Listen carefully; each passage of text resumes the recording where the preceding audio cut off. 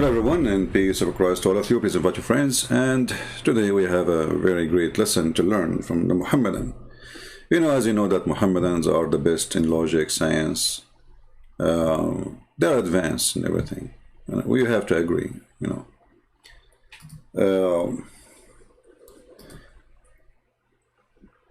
Muslims, they make comments in the previous videos.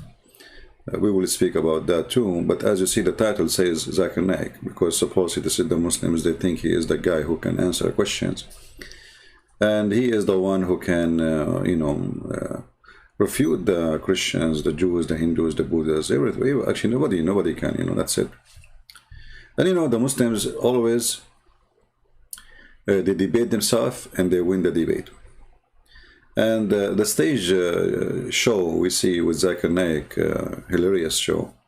They bring you, I don't know, who is those people, and they ask questions, and Zakir Naik right away he have the answer, and everybody clapping, and that's it. Alhamdulillah, Allahu Akbar, Takbir.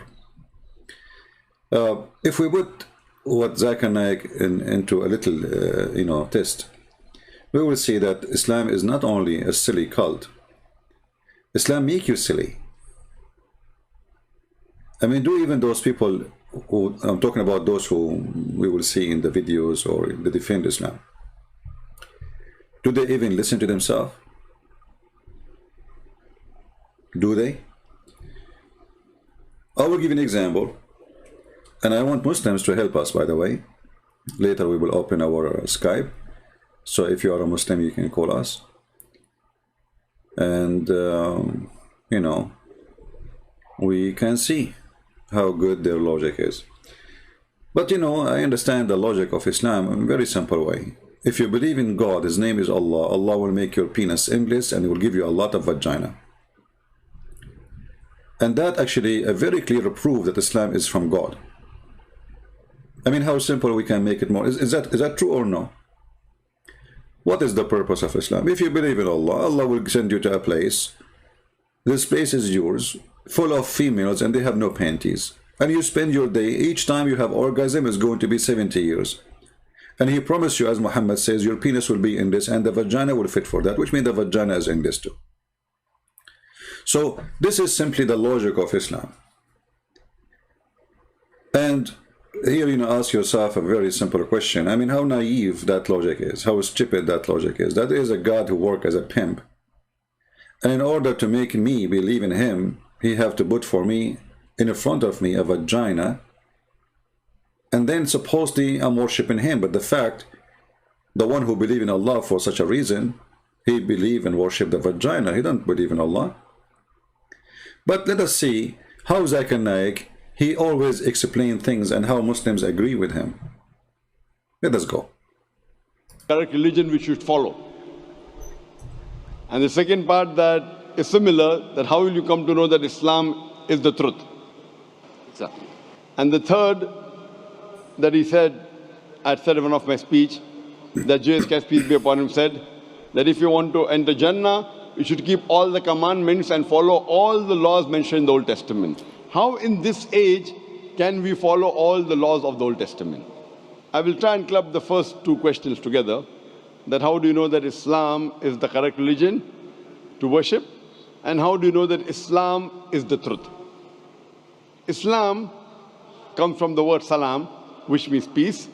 It is also derived. That is the biggest lie ever in history, and people could be repeating it. Islam is the opposite of salam. Like in English you say known and unknown. This is why Islam does not start with the alif A, which means you surrender.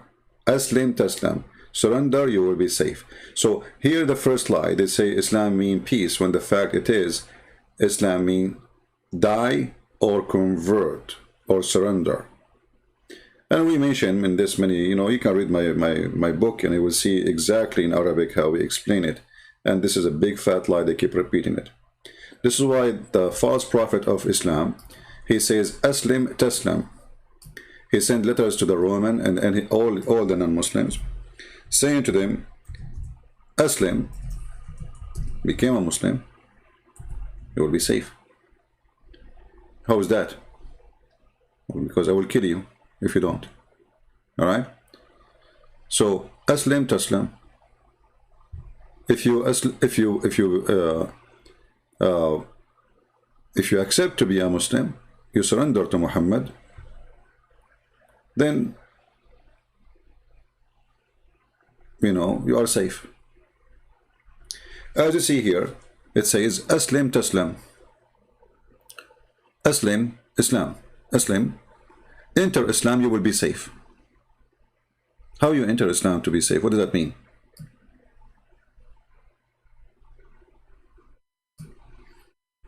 How you will be safe? Safe from Muhammad, because Muhammad, he says, I've been ordered to kill all mankind until they say there's no God but Allah, and there's no prophet but Muhammad, and they eat as we eat, and they drink as we drink, and they pay zakat, etc., and they pray. So this is the first lie the Muhammadan they come to you with. Some of them, because they are just repeating, copy paste, they don't know what they are talking about, and some of them, they knew that they are lying, and their profession is to lie. As you see, if Islam means peace, then what Muhammad here is talking about, I've been ordered, commanded to kill all mankind. All mankind. You see, there's some stupid people think that if you don't fight with Islamic countries, well, they will not fight you. And they will show you even verse from the Quran says, well, if they go to peace, go with peace with them. But those, they don't tell you that Islam is have abrogation stages. When Muhammad was weak, he go for peace. Peace agreement. When he gets strong, he wash his hands from the peace, as you see in chapter 9, verse number 1, verse number 2, verse number 3. So they lie to you non-stop by saying Islam is peace. Muhammad being commanded to kill all mankind until what? Not until they stop fighting him. No. Not until they go and sign peace with him. No. Until they testify that there's no God but Allah and there's no prophet but Muhammad. Do you see it?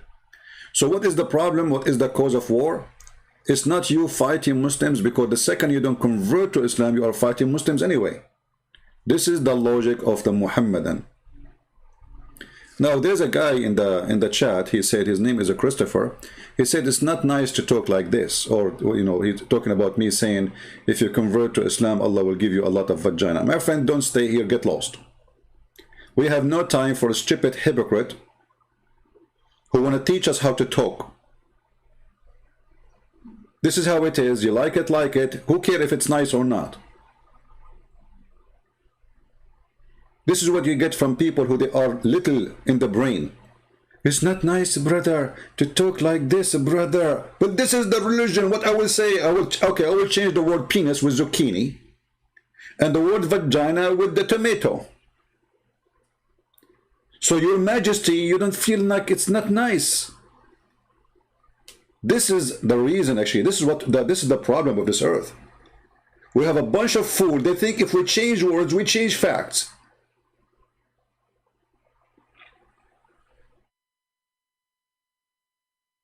If you don't like it, nobody is forcing you to be here. It's not nice to talk like this. It's not nice, brother. Where are those dummies coming from?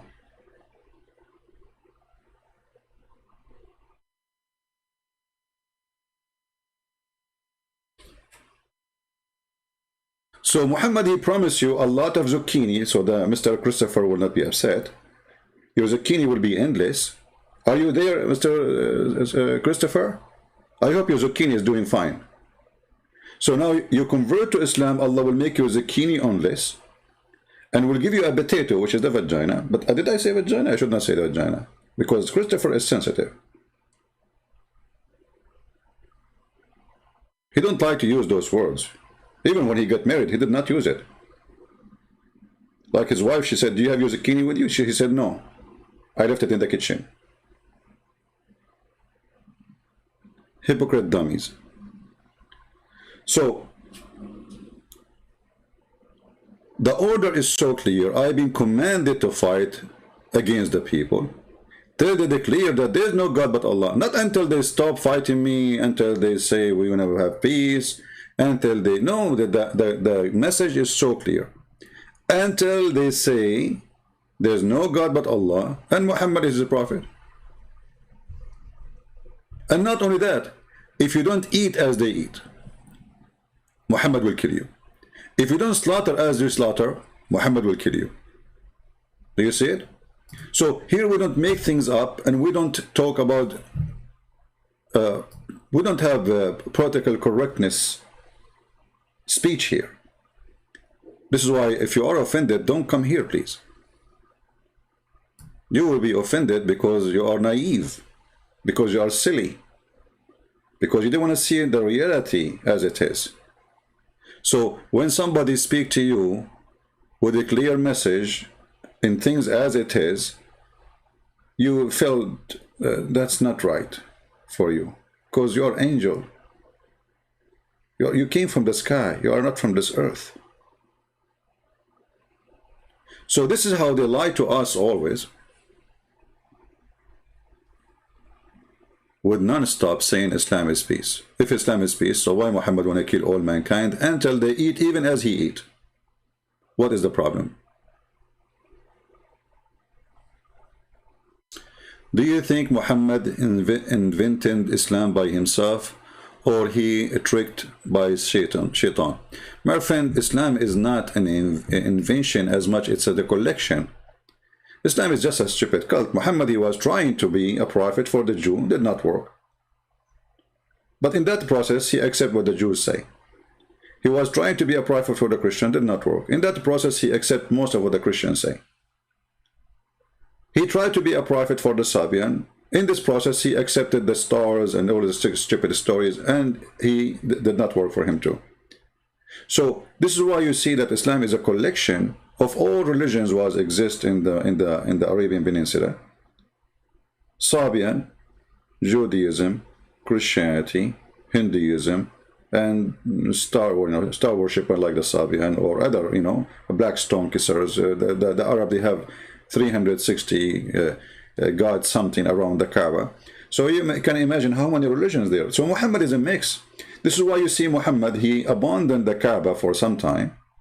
He don't pray even to the Kaaba no more. He prayed to Jerusalem. Why?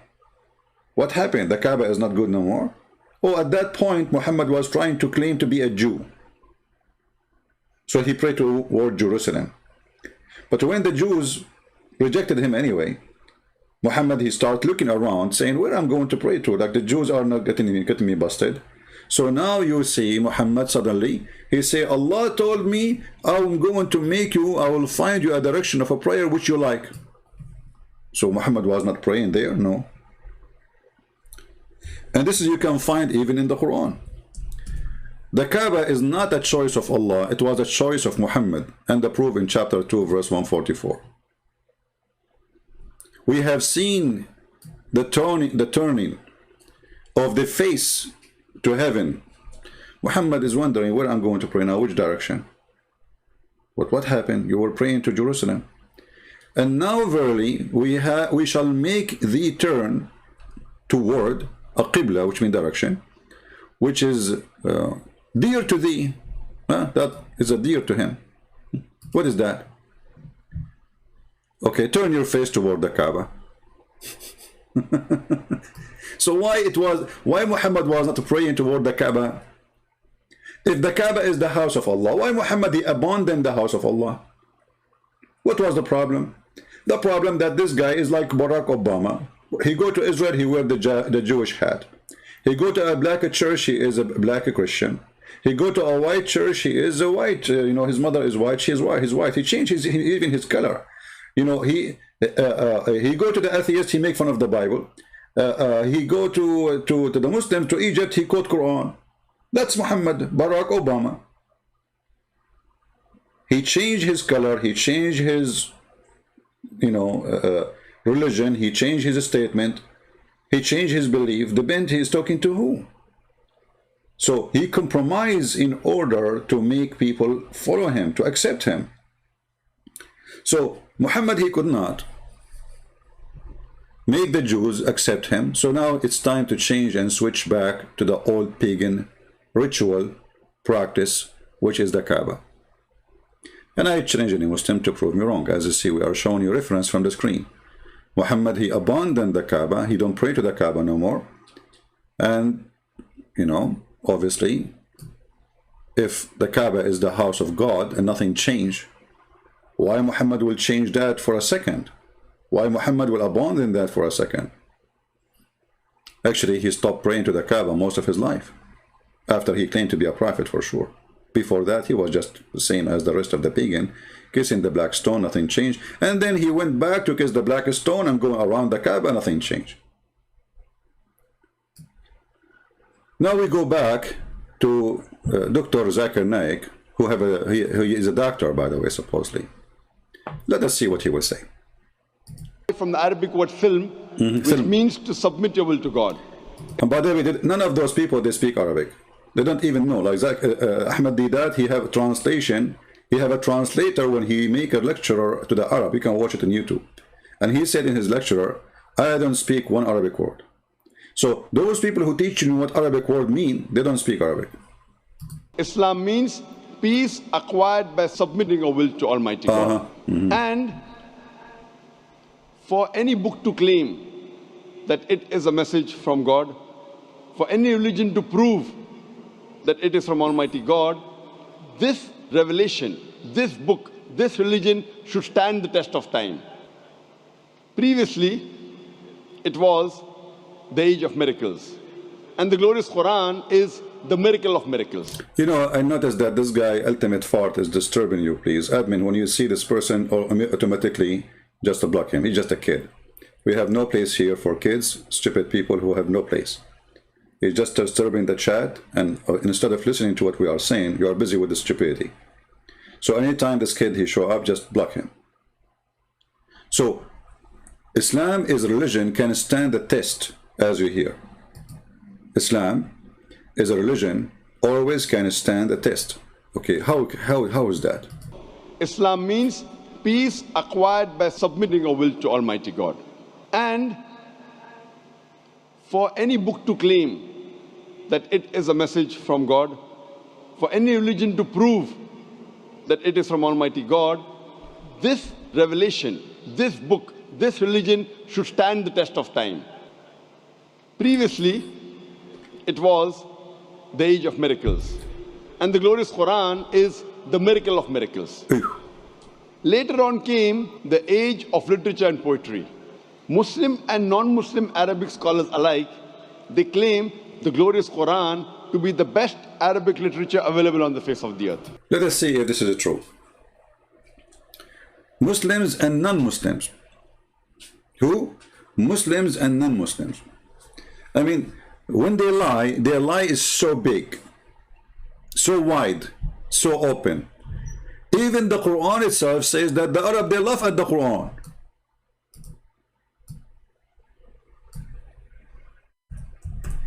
How it is the Arabic literature or literature of this book is amazing when the Arab in the Quran are laughing at it.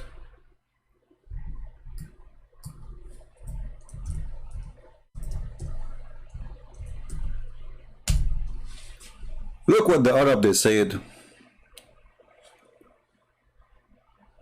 When Didat is going to debate me, Didat is dead, my friend.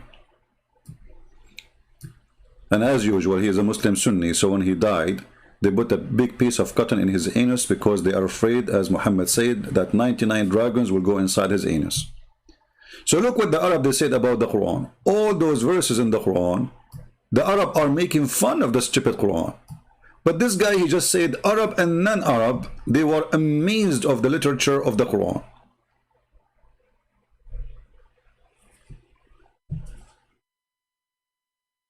Did they really? Let us read.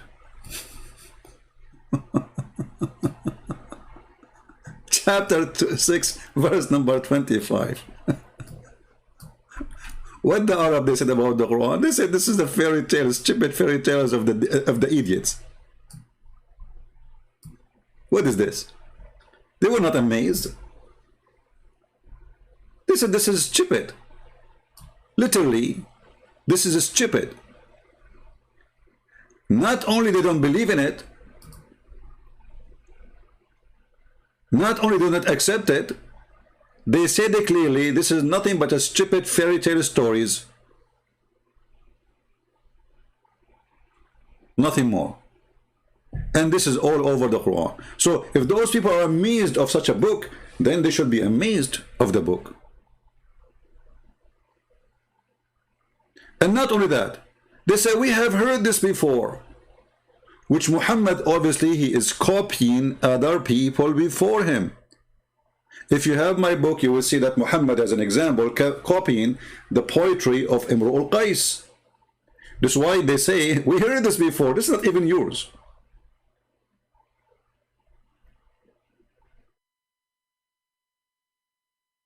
He take lines from poetry and he put it in his Quran.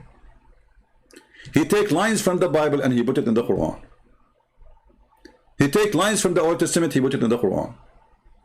He take lines and a statement of Paul and he put it in the Quran.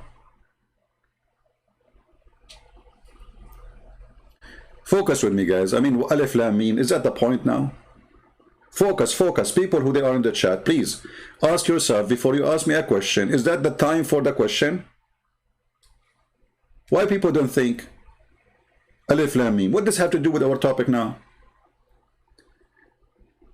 Do your best to ask yourself before you ask me the question, is that a question fit with the topic? Or you are jumping out of the window? Don't be like Muhammad, suffering from flight of thoughts. Stay with us.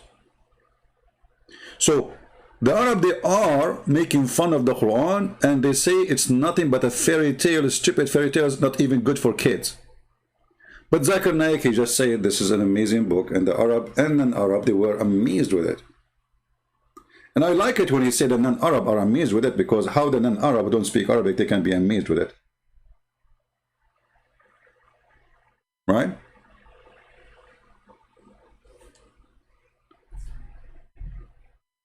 And the same, you know,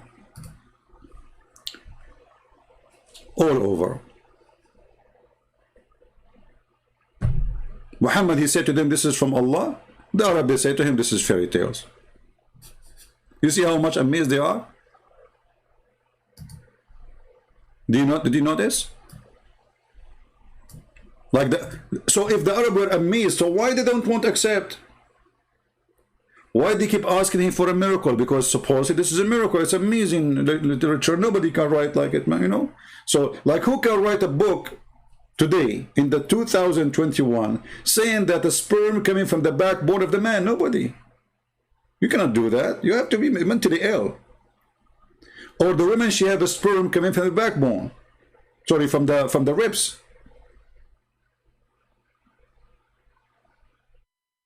You have to be certified idiot in order to be able to write a book like this.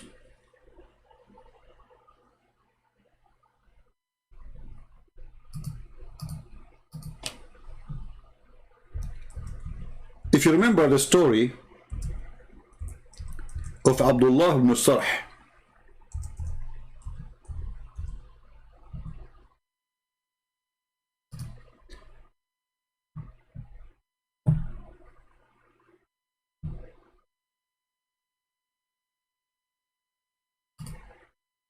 Abdullah ibn Sarh was the writer, the scribe of Muhammad.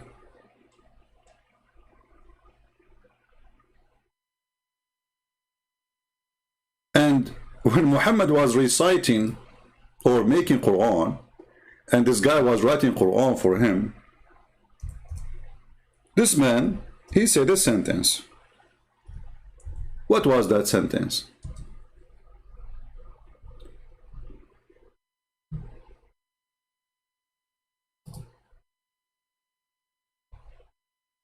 So Muhammad was saying to this guy, right there, Allah, he told me the following. Then we made the sperm into a clot of a congealed blood, which is stupid. Then the clot, we made it into a lump, or lump. Then we made out that lump into bones. And then we closed the bones with the flesh. Now Muhammad here trying to copy a phrase or a statement from the Old Testament, but as always, he added his own stupid things, so he messed it up and became stupid. But look what happened, because this is not our topic for now. When Muhammad he arrived here and he says, then we developed out of it another creature.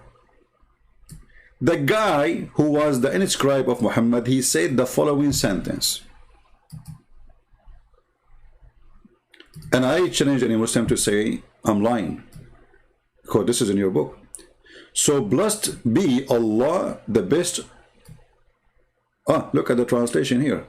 You see, the word here should be creators, not create. If you change the translator, you will see the word creators appear.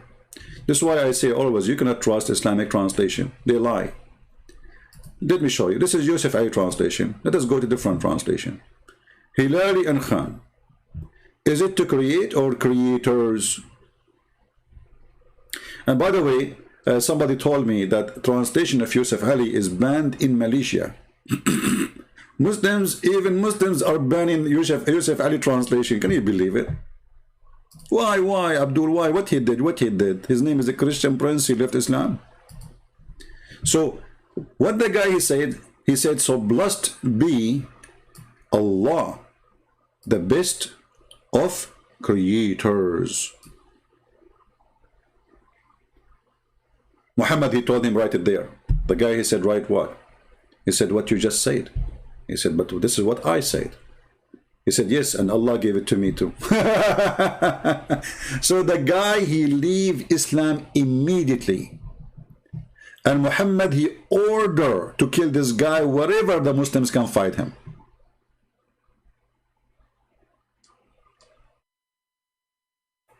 And Muhammad was begging the Muslims to kill him.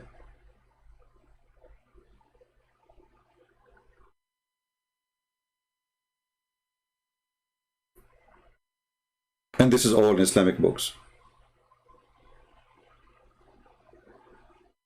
And he is the brother of the Caliphate Uthman. And this is why Uthman, he did his best to protect him and asked Muhammad to forgive him when Muhammad became victorious, so he will not be killed. Even Muhammad, he said, even if this guy, he hold the curtain of the Kaaba, which is present the burqa of the vagina of the black stone, even if he used the burqa of the Kaaba, I'm going to kill him. Even if he hold it, even if he beg by the name of the Kaaba. This is how much he was angry from him, because he exposed him. And he caused him a lot of trouble, and he was honest. This is exactly what happened. And even the Muslims agree that this is yes. That the guy, he said that sentence, Muhammad, he said to him, write it down. But the Muslims, they say, well, so what? Allah, he gave him that sentence too. But how Allah, he gave him that sentence after he gave it to this man? And the guy, he said to himself, well, if Allah, he inspired Muhammad and Muhammad is a prophet, well, I am a prophet too. Because here we go. Allah, he gave me this too. Because I'm the one who said that. And here you notice something stupid about this statement. Not only scientifically is it stupid that we made the sperm into a congealed blood, because congealed blood is dead, and there's no stage you can go and study. Don't go to Christian website, atheist website, just plain science. You will see nowhere it says that the sperm transform into blood, which means, according to the Quran, that the first thing is the sperm, and then the second we have a blood, and then the blood, which is dead blood, as you see in the screen, that blood will become a piece of meat. Not only this is stupid, scientifically, you will notice here it says that blessed be Allah, the best of the creators. Obviously, this person who said that sentence cannot be Allah, because if Allah is saying, why Allah is saying he is the best of the creators when Allah is the only creator?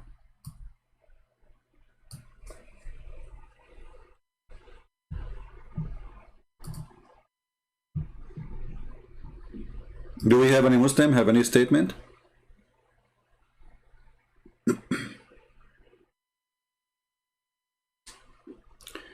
Alpha and Omega saying how Muslims are not leaving Islam after this source. My friend who is not, who's saying they are not? When Muhammad he died, tens of thousands immediately they left Islam. This is why there's a war, it's called the War of Apostate, happened immediately when Muhammad died. You see, Islam took its place, not in the time of Muhammad, it's after Muhammad Islam grew, because they became so aggressive and more bloody than Muhammad himself. So when Muhammad died, the news came to Abu Bakr and to the rest of the companion of Muhammad that nobody want to be following Islam no more. So the gang of Muhammad, they gather, and actually almost they lost the war. Almost the Muslims were defeated. If that happened, Islam is gone since then.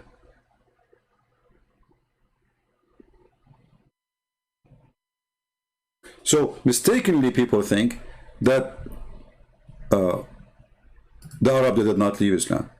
So what is the war of apostate?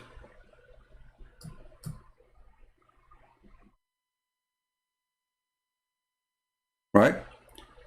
And now we ask the Muslims.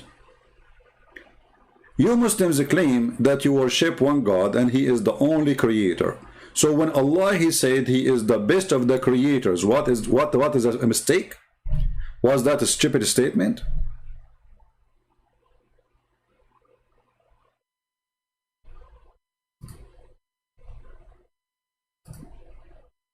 Any Muslim can help?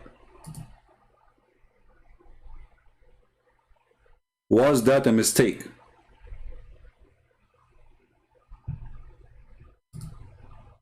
Who is a Muslim here can help us? How many creators you have? And who is going to bless Allah? Is Allah saying blessed be Allah? Is Allah blessing Allah?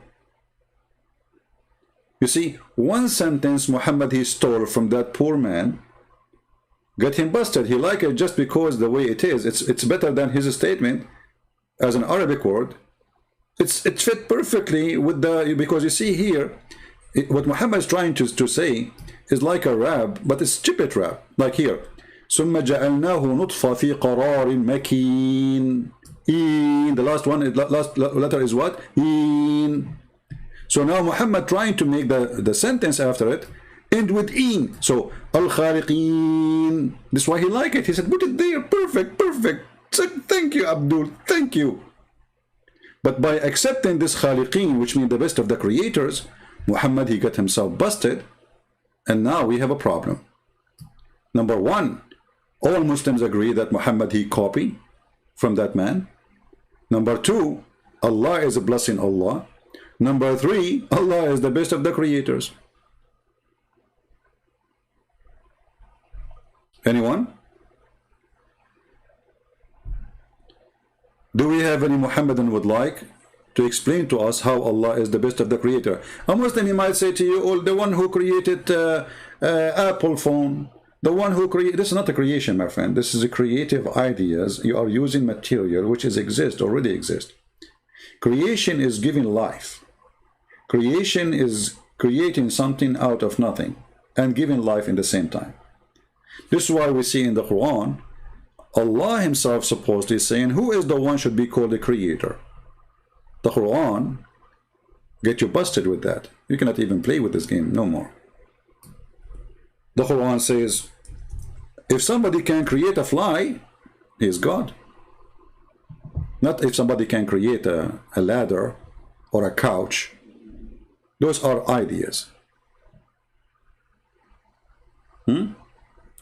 So, if you go with me to chapter 22, verse number 73, it says that Allah he gave to the people an example. Are you going to worship beside Allah someone who never create a fly?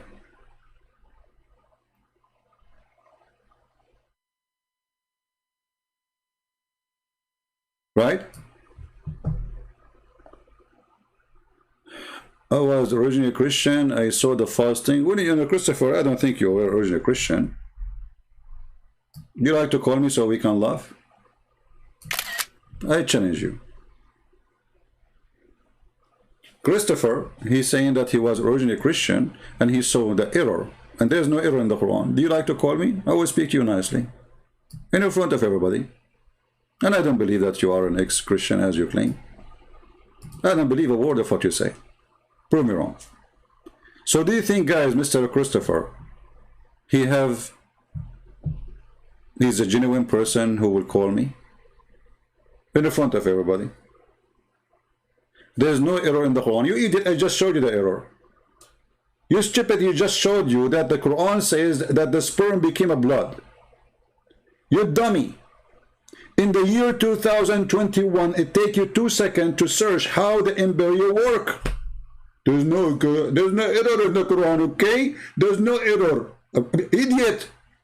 The same verse we are talking about is showing you the great error. But no, there's no error in the Quran. Dummy. We have made the nutfa into a congealed blood. But there's no error in the Quran, okay? Idiot. And then the dead blood became a lump. But there is no error in the Quran, okay? Stupidity is amazing. Can you believe it? Can you believe it?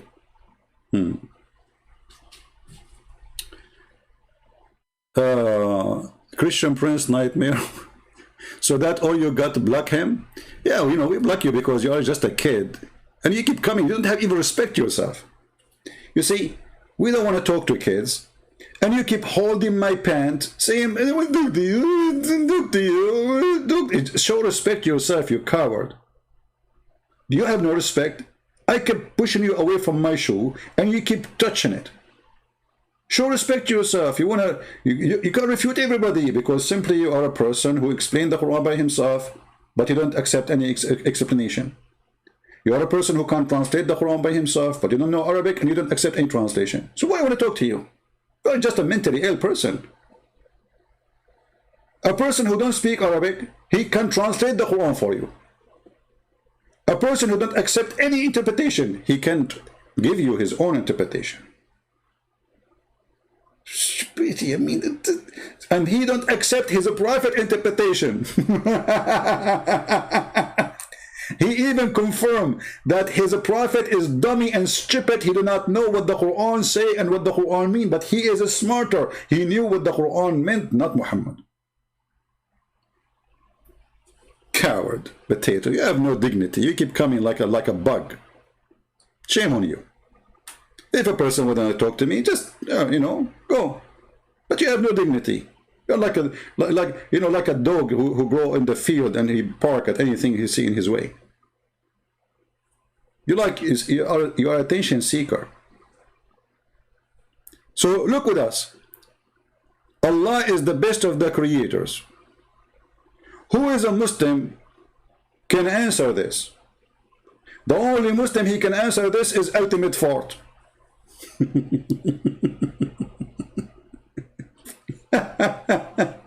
Hey, Ultimate Fort, what is the explanation that Allah is the best of the creators? Look, if we think about it for a second, do Allah mean what he say in this verse or he don't mean it? If this is Allah speaking, but we showed you, and we can show you the interpretation for the verse where Muslims, they say clearly that this is the man, his name is Abdullah ibn Surah, he is the one who said that, and he left Islam because Muhammad, he copied him. And imagine this exists in Islamic interpretation books by Muslim great scholars. So now, who is the Muslim? Where is the guy, his name is a Christopher? Christopher, you cannot call me because your mom, she don't allow you, no problem. What about you explain to us how Allah is the best of the creators? What do you say?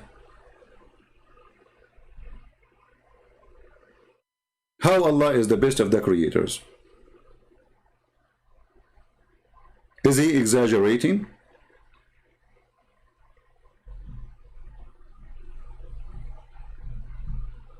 Anyone? Is he really exaggerating?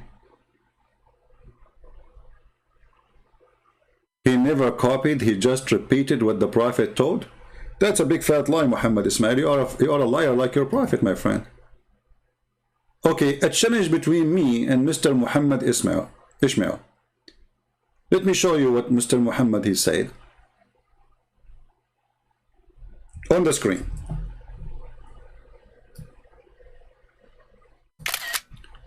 Smile. This is what Muhammad he said. He never copied, he just repeated what the Prophet told. Challenge. In front of everybody, Muhammad Ishmael. If I cannot show you that Muhammad is copying the man, and the man is the one who said that first, I will apologize. I will not come to YouTube again. I will take all my books from everywhere, from Amazon, the books I give for free, everything. You have a chance to destroy me right now. All the work I did all those years. So do you accept, my friend, to call me and to challenge me to show you the reference from your books? Or you are a potato like Allah who says things he don't mean? Challenge accepted. Okay, guys, he said it, challenge accepted. I will open my sky for you, Muhammad Ishmael. And I am the man who don't say a challenge and don't practice. Here we go. I'm opening my Skype. And remember, you said challenge accepted. Everybody will see in a second that you are like Muhammad, you don't mean what you say. Otherwise, you have to call me. Is that fair, guys? He said the challenge accepted. I'm waiting for you. My Skype is open.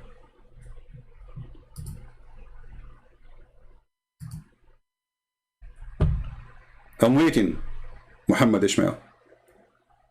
And remember, I will not show you one reference from a Christian books, Jewish books, Hindu books, only from Islamic scholars' books. The only one who called is Ultimate Fort. Ultimate Fort. Yes, Ultimate Fort, what do you want? And remember, I will not show reference from a Christian books, Jewish books, Hindu books, hello, Islamic scholars' books. Hello. The only one who called is Ultimate Fort. Mute YouTube, mute YouTube. Mute YouTube. Stupid. I have no time for stupidity. Before you call me, mute YouTube. Yes, go ahead. Hello? Ultimate daddy, daddy, daddy. Okay, we have Ultimate Fort. He's going to sing for us, Ultimate Fort. How Allah is the best of the creators. How Allah is. Don't waste my time. I will give you a chance to talk. If you talk like a man. How Allah is the best of the. How Allah is the best of the creators. Go ahead. Why don't you act like a man? Well, answer. Don't waste my time. How Allah is the best of the creators. I will answer. Okay, answer. Go ahead. I will answer. I will answer any question. Okay, answer. Go ahead. Don't waste my time. I have no time for kids. How Allah is the best of the creators. I will answer. I'm losing my patience. I'm losing my patience with you. How Allah is the best of the creators. I'm not going to report the question one more time. I will block you and hang up on you. I'm warning you. How Allah the best of the creators. Go ahead. Go ahead. Then I will call you again. Then I will call you again. You can call me again. You are just a bug. Stupid. So you will not answer. Why you are calling me? I will call you again. You have no shame. Call me again. We are laughing at you. We need comedy in our show. Actually, that's why, you know, it's a show time. When we have you calling, people laugh because you call just to scream and, you know, but they have no answer. Allah is the best of the creators. Who as a Muslim can answer us? Mayday, auction time is Ultimate Fort is for sale. He keep calling me. He have no answer. He just want to talk, seeking attention. Who is a Muslim who is not seeking attention? He is seeking answers. Anyone?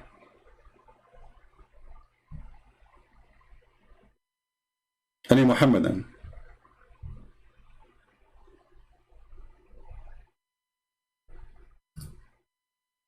What about we call Jihad Yusuf, the one who called me yesterday, and he mentioned to me a video of Fifi.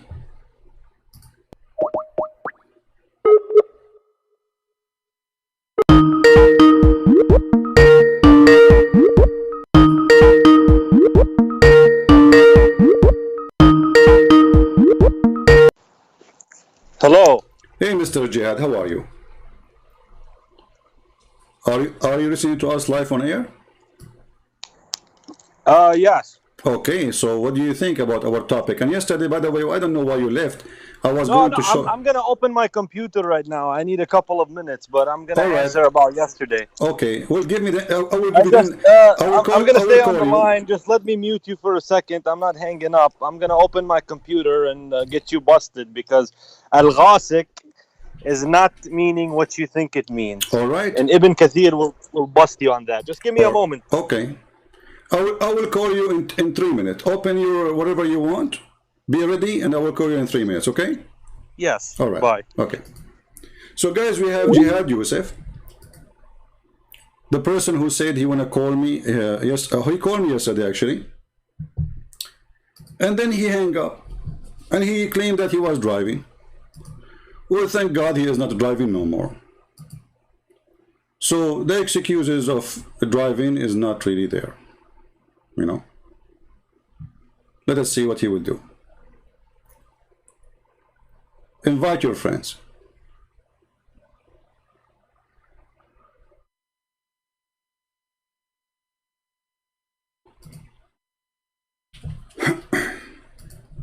We will give him just a few minutes to put himself together, collect his evidence as he claimed, and then we will see.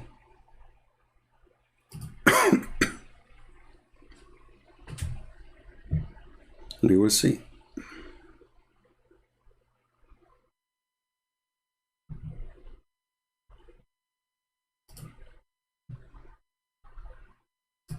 If you, Mr. Jihad, when you are ready, please just text me in Skype and I will call you. All right? Just tell me I'm ready and I will call you immediately.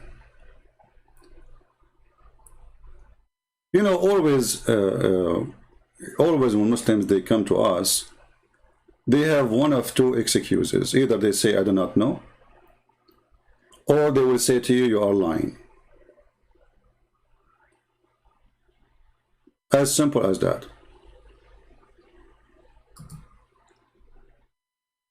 You are lying. Why? How I'm lying? You are lying. Okay, what if I show you now the reference? I'm driving.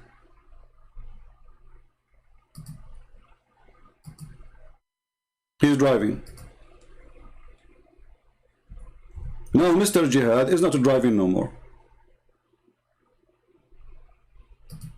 And we will see if he is going to make an excuse of what he said. And remember, he said, I'm going to show you Ibn Kathir.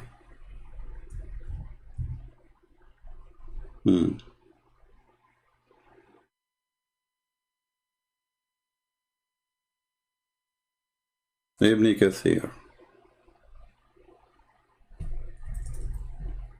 Interesting.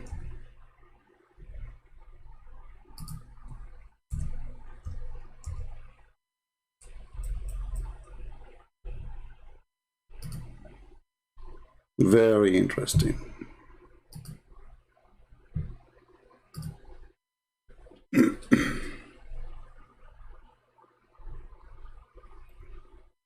We are just waiting for Mr. Jihad to be ready, and we will be with you right away.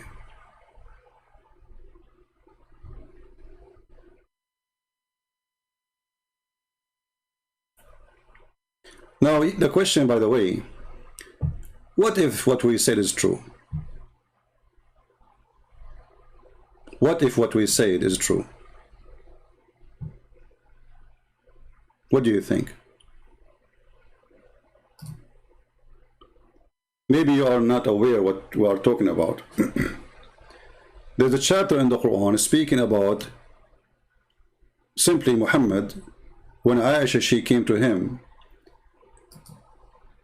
and she wanted to sleep with him. Obviously, she is horny, she's young, he's old.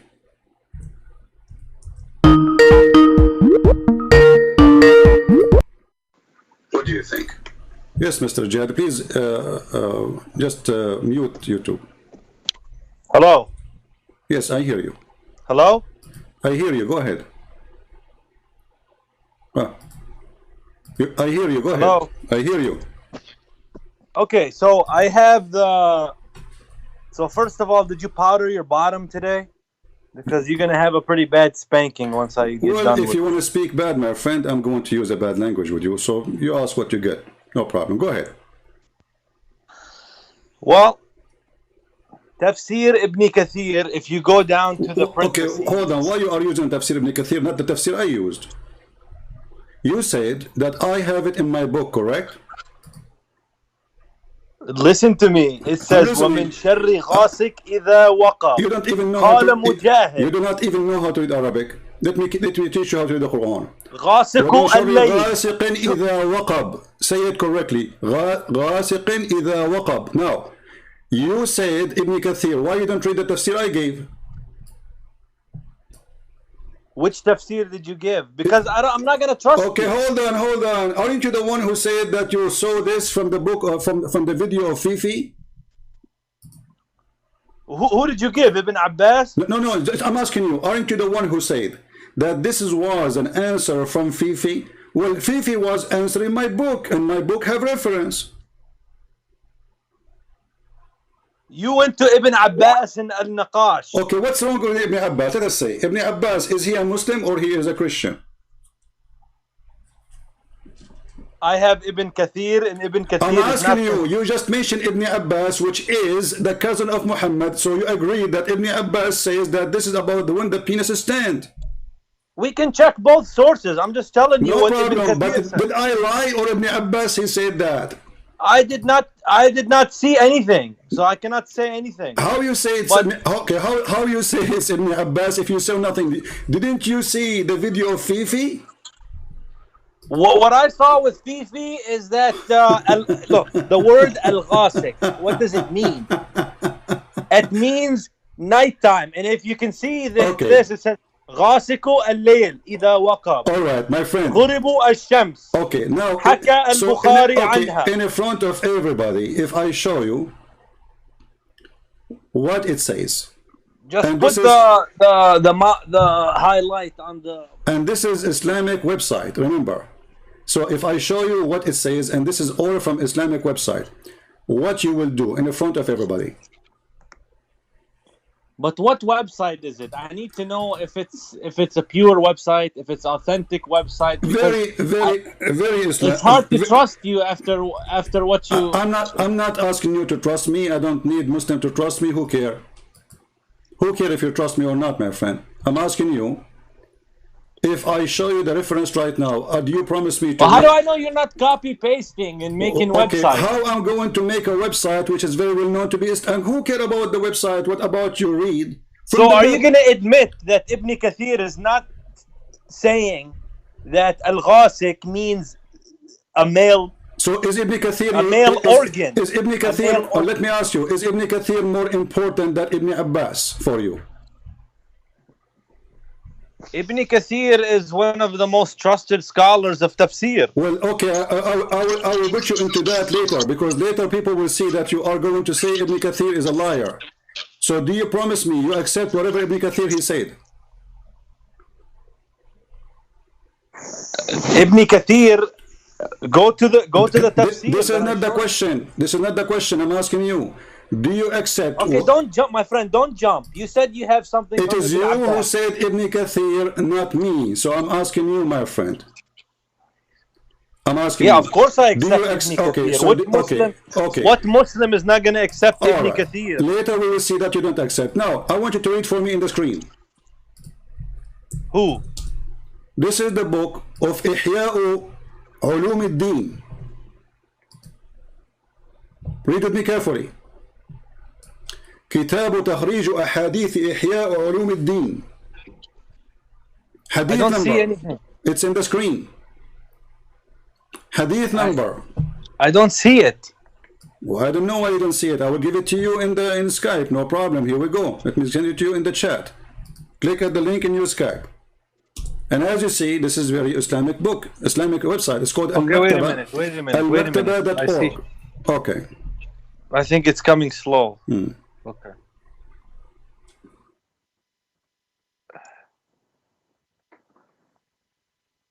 Yes, maybe I need to refresh the page. Okay, it says 25:17, isn't it? Yes. Does it say there? Okay, highlight what you want. كأنه تفسير للوقوب والغاسق هو الذكر. Read it. Does it say that, or I'm making things up? Highlight it. Highlight it. I did highlight it already. Does it say that, or I'm making things up? Okay. Put the okay.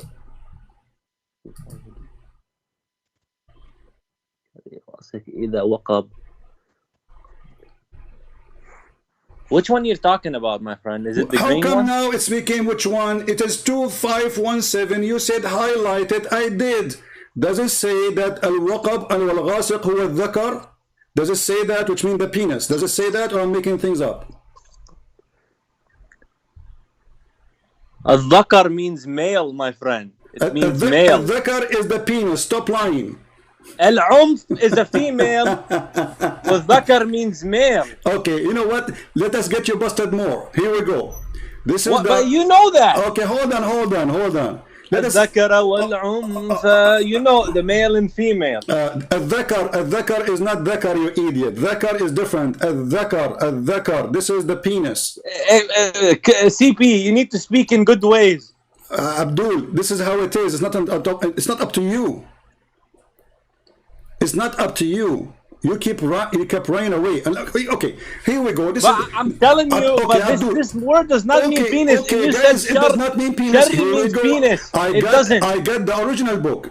It means trouble. Okay, you are in trouble now. Let's see. This is the original book. Shar. What does shar mean? Hold on. Shar mean penis too. Later I will show you. No, it doesn't. Shar mean penis too. Later I will show you. Hold on. It means trouble. The book of إحياء علوم الدين الغزالي, Imam al-Ghazali. الكتاب إحياء علوم الدين. المؤلف, the author, Muhammad, the son of Muhammad al-Ghazali, Abu Hamid. And very number 4. Now let us read together and everybody laugh at you. You lie, you say the word dhakar mean male does not mean a penis, correct? It means male. Okay, I want you to read this then. And now everybody will laugh at you and we will, we will thank you for please just highlight okay, it so I can see. Here we go. عن تفسير ابن عباس رضي الله عنهما من شر غاسق إذا وقب قال قيام الذكر وهي بلية غالبة إذا هاجت لا يقاومها عقل ولا دين. Do you see it? So why you lie? You say to us, this is not about the penis standing up, this is about a human being. قيام الذكر. Yes, read it. إذا هاجت. يعني it's قيام الذكر, يعني it's when the man wakes up in the morning. He needs to seek refuge. But it says he needs to seek refuge from Allah. Go to one. Hold on, guys. This is I the seek refuge. Hold on. And by night. Okay, I want you to swear by Allah that this is what it meant. I don't swear by Allah. You are a liar. Silly thing. So you know that you are a liar. Swear by Allah and by the Quran that this is what it's swear. meant. I don't. It's haram to swear by Allah. No, it's not haram. It's not haram. Stop lying. Haram. Okay, swear by Allah. I cannot speak on matters which. What do you mean? Are you sure that this is what it's meant, or you are lying? Because there it says إذا هاجت لا يقاومها عقل ولا دين هذه بلية غالبة إذا هاجت. Do you see the word that says إذا هاجت? قيام الذكر. Okay, قيام الذكر. وهذا قيام يعني قيام. You could be to wake up. Where are you from? يعني Listen, let's just say إذا هاجت. What هاجت mean? So when the man wakes up in the morning, he needs to seek refuge by Allah. It says إذا هاجت. Which one is that? It's in front of you. It says هاجت. What هاجت mean? وهاجت. Yeah, what هاجت mean? Translate in English so everybody will laugh.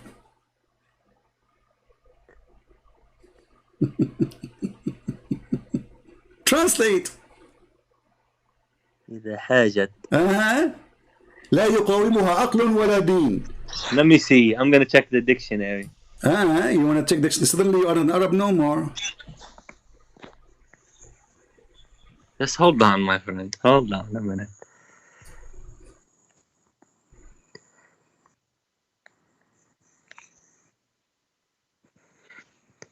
Hajat.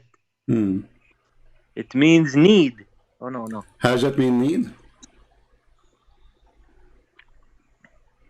I do not know what it means. We became horny. We became extreme horny. So, وقب قال قيام الذكر وهذه هي غالبة إذا هاجت. Let me get you more busted. Let me get you more busted. You know you are officially became a joke for everybody. Read carefully. Here it says ذلك لهيجان الشهوة. Do you see the word shahwa? So how come you don't want to accept Ibn Kathir, what he's saying? I don't care. You see, you Muslims are a bunch of hypocrites. So now you are saying to me that Ibn Abbas, the cousin of Muhammad, which your prophet, he says, I pray to Allah to explain the Quran, is not equal to Ibn Kathir. Did your prophet, he prayed to Allah to make Ibn Abbas the Hebrew Ummah, which means the guidance of Islam, or no? Ibn Kathir, no. No, not Ibn Kathir, Ibn Abbas, Ibn Abbas. Did your prophet, he pray to Allah to make Ibn Abbas the guidance of the Quran? He's the prophet's cousin. Exactly. Did Muhammad pray to Allah to make Ibn Abbas the one who can explain the Quran, to be the ink of the religion? Yes or no? Okay, so he did. So if you are saying Ibn Abbas, he got it wrong, that means the prayer of your prophet did not work and Allah did not make Ibn Abbas. But we have to investigate what does the word hajat mean. Hold on. Hajat means, and I see it means agitated. Hayajanu shahwa. Stop playing a fool. You know what does that mean? We can use even Google translation. People will laugh at you. So your last That's what it's saying. It's saying agitated. When you last go crazy and you became so horny, and that's what happened. Qiyamul dhakar. So you and people of your likeness, you go in denial when you see the truth. Look. There's no certainty for what you are saying. No, there is certainty. There is certainty. It says لِهَيَجَانِ الشَّهْوَةِ. What shahwa mean?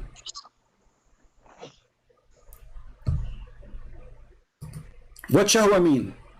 Shahwa? Yeah, what shahwa mean? I don't know. You don't know what shahwa mean. Lost.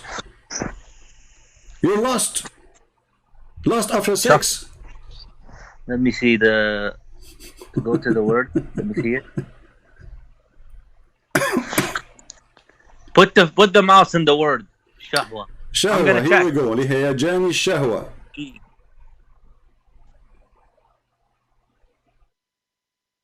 Do you see it?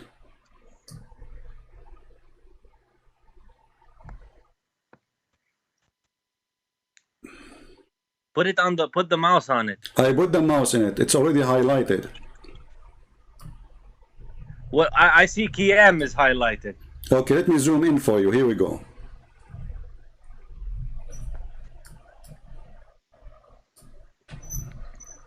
Now you have no excuse.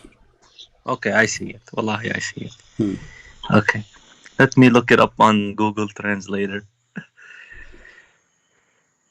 Because I speak Ammiya Arabic the best, you know? Yeah, okay.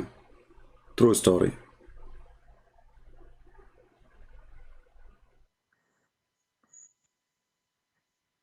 Sure.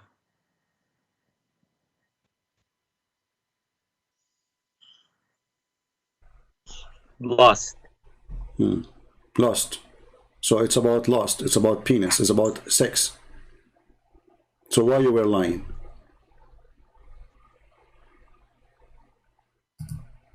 Listen, CP. Listen, Abdul. Why you are lying? You need to talk to a sheikh. Why you were lying?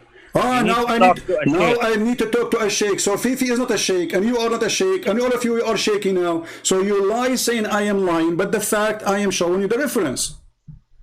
But this is not what Ibn Kathir is saying. Who care about Ibn Kathir? Did I say Ibn Kathir in my book? No. I showed you what Ibn Abbas is way more higher than all the other. Ibn Abbas first is a companion. Second, he is the cousin of Muhammad. Is this authentic? Number three, Ibn Abbas is the only one Muhammad, he prayed to Allah to make him able to explain the Quran. So when you say to me, Ibn Kathir, he say, against what Ibn Abbas he said, Ibn Kathir obviously is hiding the rest.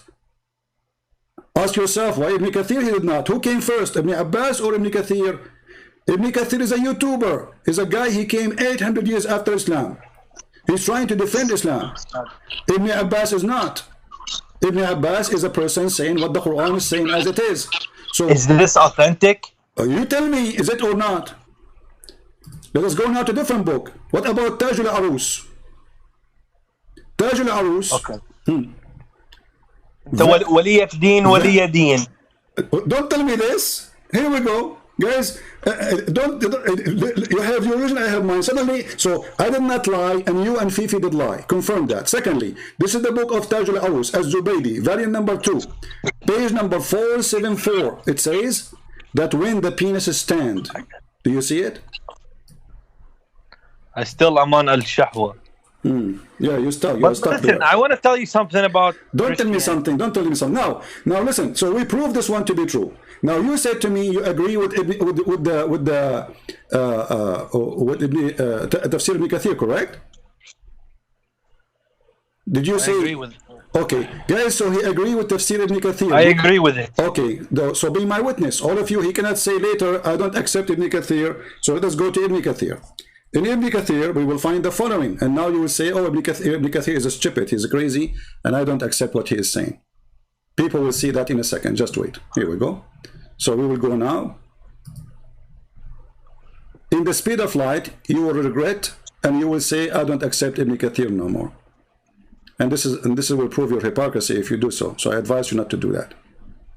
But you prepare yourself. You play the games. You are ready for this. Thank you for saying I'm prepared myself. I spend my life studying, my friend. I'm not a liar like you. So now, this is Ibn Kathir. And as you said, I'm prepared. Islam is not prepared. You have 104,400 years, 1,400 years. You're not prepared? So all this time you were speaking lies to people. Now I show you what is in your books. You go crazy. So read with me. This is Ibn Kathir explaining how your God created the baby. And you are the one who said to me, there's miracle in the Quran. Last time you called me, you remember? The Quran is the Quran itself was the miracle. Okay, of Prophet. Let us read the miracle of the Quran.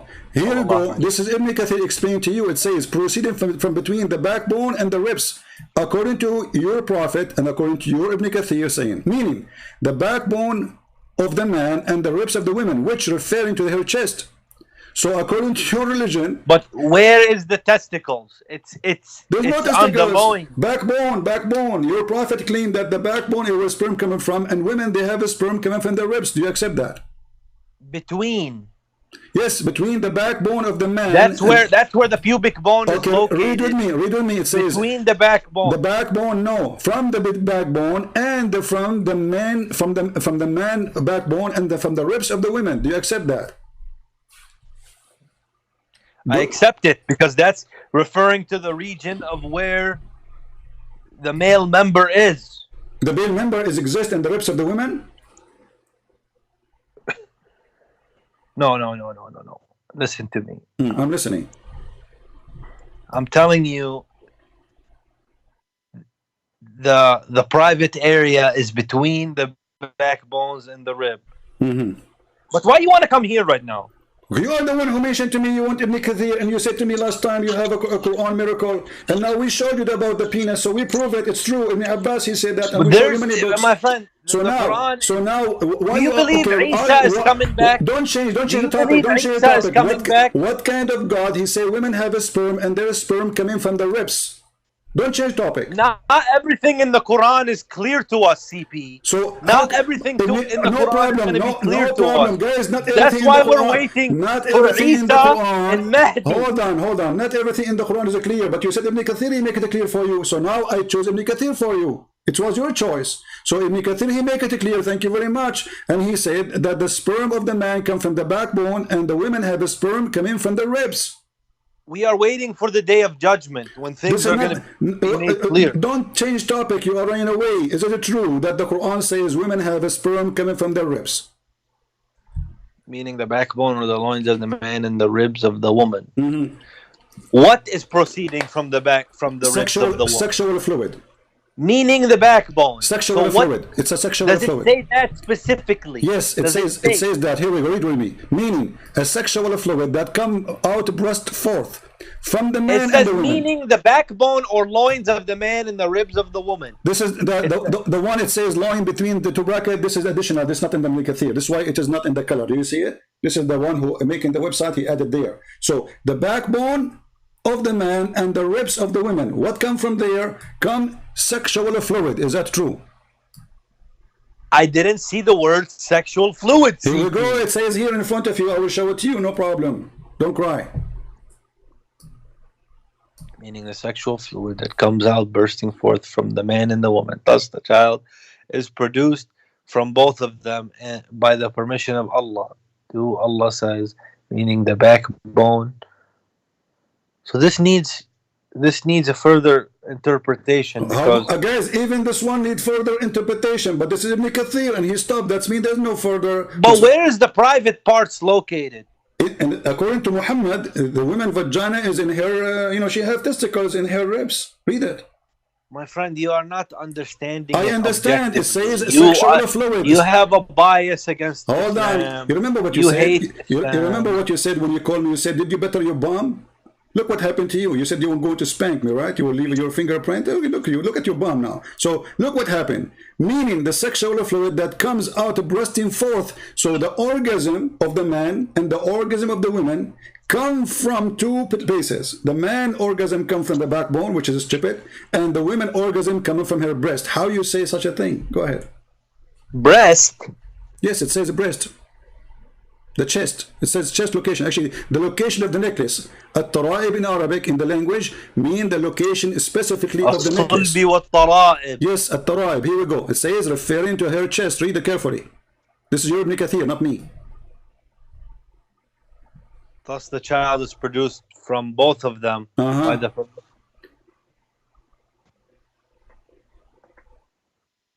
So according to your prophet, women, she have sexual fluid come from the ribs, and that fluid is yellow and fine in texture. Ribs? Yes. Where? It says, what it says rib? What's wrong with you? We did read the word rib 20 times already. My friend, between. It says between. Between the backbone of the man and the ribs of the women. The between is between two creatures. One is a male and one is a female. Read it. This is Ibn Kathir. Don't you like Ibn Kathir? It's your favorite boyfriend. Read it. The backbone of the man and the ribs of the women. It is between the fluid is yellow and fine in texture. This for the women. And the child will not be born without except both of them. Do you see it?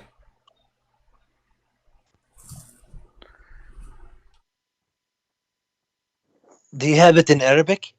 Yeah, suddenly he won't speak English. Yeah, I have it in Arabic. Who cares? You want it in Arabic now? You don't know Arabic.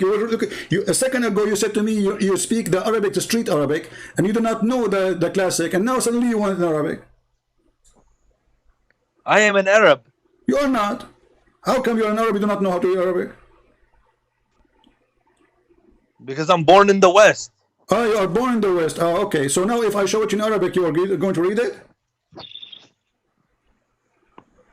Okay, CP, the problem is that you change your skin so fast like a snake. When you want, you are an Arab. When you want, you do not know Arabic. When you want, you have to go to Google to see translation. When you want, you know the translation. When you want Ibn Kathir. When you don't want Ibn Kathir, you don't want Ibn Kathir. So now Ibn Kathir is what you asked for. We gave you Ibn Kathir. Now Ibn Kathir is a cuckoo. Because we have to be certain that what they're describing here... Okay, is Ibn Kathir lying or saying the truth?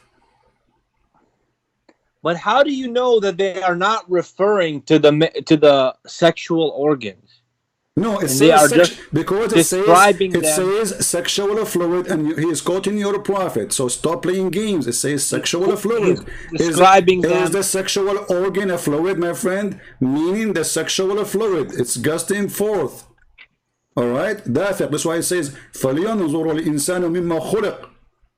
خُلِقَ مِنْ مَاءٍ دَافِقٍ. It says ma mean water. Yeah, so you cannot say this is about a private part. Ma mean water. So he's created from bursting forth water. And now what is that bursting forth water? It's coming from between as-sulbi wa at-tara'ib, coming from between the backbone of the man and the ribs of the women. What kind of God he says such a stupid thing?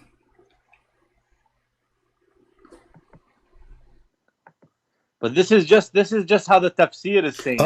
So now we do not want Ibn Kathir. You remember what I said to you? I said to you, I will show you what Ibn Kathir, he will say, do you accept it? You said yes.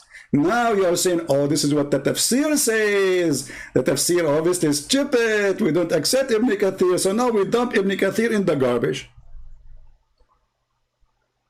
CP. CP. So what tafsir you want me to show you? Ibn Kathir is not good, guys. Give me one. As I told you, there are No, today don't who they go cannot away. explain the Quran. No. You see, you said you asked me when you called me, did you better your bum? I'm going to spank you. This is what you said to me. It sounds like a gay language, but no problem. I'm going not to spank you because I want to keep my hand clean. But you are spanking yourself. Now, what interpretation you like if you don't like Ibn Kathir? Ibn Kathir got you busted. If you want, I can show you any interpretation of your choice. Do you have another topic? Now we switch to our topic. Okay, we will switch to our topic. Here we go. You tell me. You see, the topic is the logic of Islam. Zakir Naik trying to prove to us Islam is from God. Can you prove that for us? Go ahead. Well, you were saying that Allah is not one. Okay, is Allah is one? قل هو الله أحد. Okay. الله الصمد. All right. Allahu Ahad doesn't mean he's one. Allahu Ahad. قل هو الله أحد. أحد in Arabic is أحد الطلاب, one of many. But let me show you something. Before you call, we were talking about Allah saying He is the best of the creators. If there's only a one Allah or many Allah. So, in this context, you know how the Queen of England, she says, we are not amused. It's like a royal we. It doesn't mean we in the sense of we're more than one. Allah is one. But because He's the Most High, the most worthy to be worshipped, He refers Himself in this way. Okay, thank you. So you are saying to us that Allah, He feel like He is not well respected if He is only one. So He like to change His... See, this is the language of CP. Here we this go. Is the language of... This is what you said to me. You said to me, the Queen of England, she say we, because she is majestic. Okay, Allah is one. So He is using the language which is to be fit more with Him. He is we. He don't like to be I. So it is for Allah more respected if He is many. If He is one, it's not good. It's for Allah He choose we. This is very silly answer. Secondly, the Queen of England, when she say we, because she speak in her name as a queen and the name of the authority of the noble men who made her a queen. She is not a queen by herself. She been given a trust by the noble who gave the trust to Allah to make him a king. That is stupid explanation. Number 3, in chapter 23, verse number 14, before you call and you were listening, it says, Allah is the best of the creator. So blessed be Allah, the one, the best of the creator. Who is talking? Who is talking here? The Quran is Allah is talking. Okay, so Allah, He say He is going to bless Allah.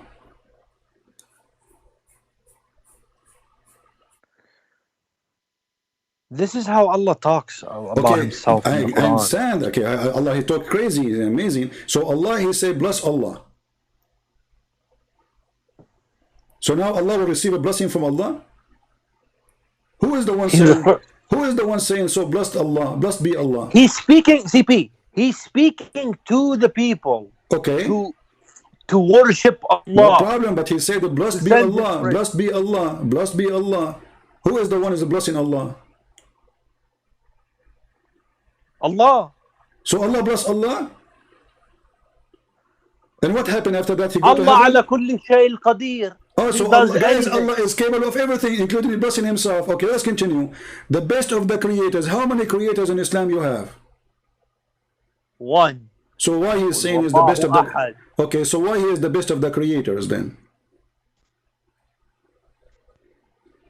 He's the only creator, but He's the best of the creators between...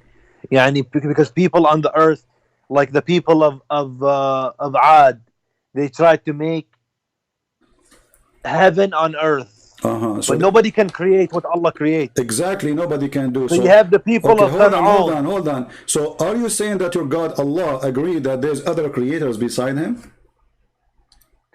Other people who attempt. So what did Fir'aun do? Okay, hold on. What did they attempt? Are they creators or not? This is the question. I can attempt right now. They are not, but this is to remind the people that no. You Allah cannot remind me. No, you see, this is a false. This is a false description, because if I say I am the best student, that means there's other students. If I am the only student in the class, that's in online. So Allah is the best of the creators. If there's other that's the creators, wrong analogy. Okay, let me ask you: was Jesus a creator? Jesus? Yes.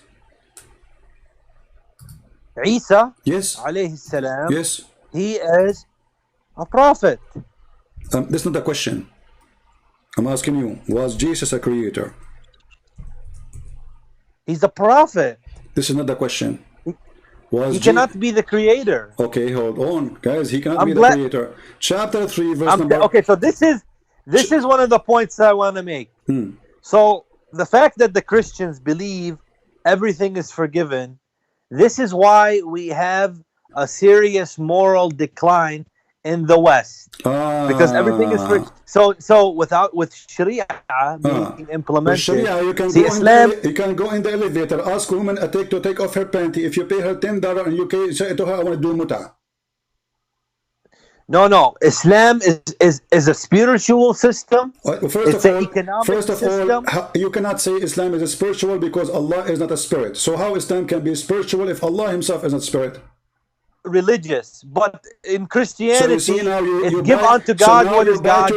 Let us talk. Hold on. So Which one you want to talk about? Let us talk about gays. Let us talk about morality. Let us talk about gays. The Bible speak about the punishment of the gays. Punishment is death. Yeah. So look in the ball in the Western country. What is country. the punishment of gays in the Quran? They will be put to death. That's a lie. Show me the verse.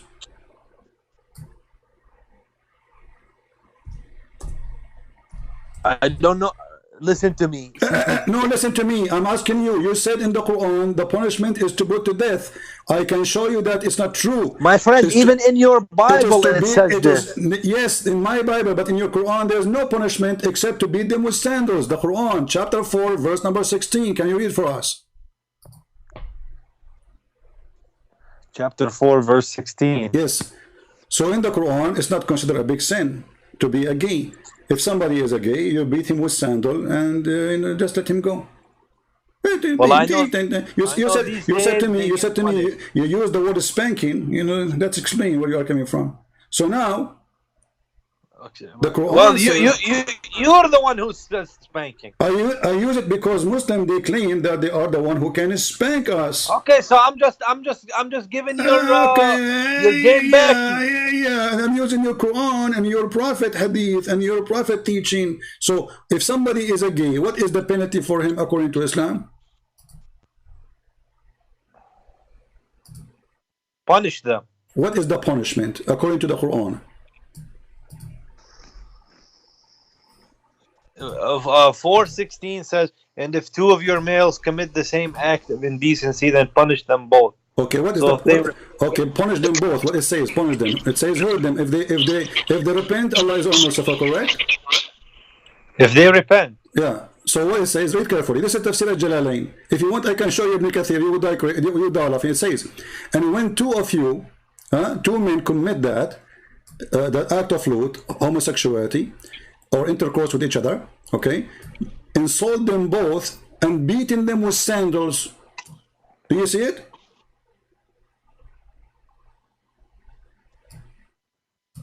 Yeah, we can do that, or we can put them to death. No. You said we put them to death. That is in the hadith, correct?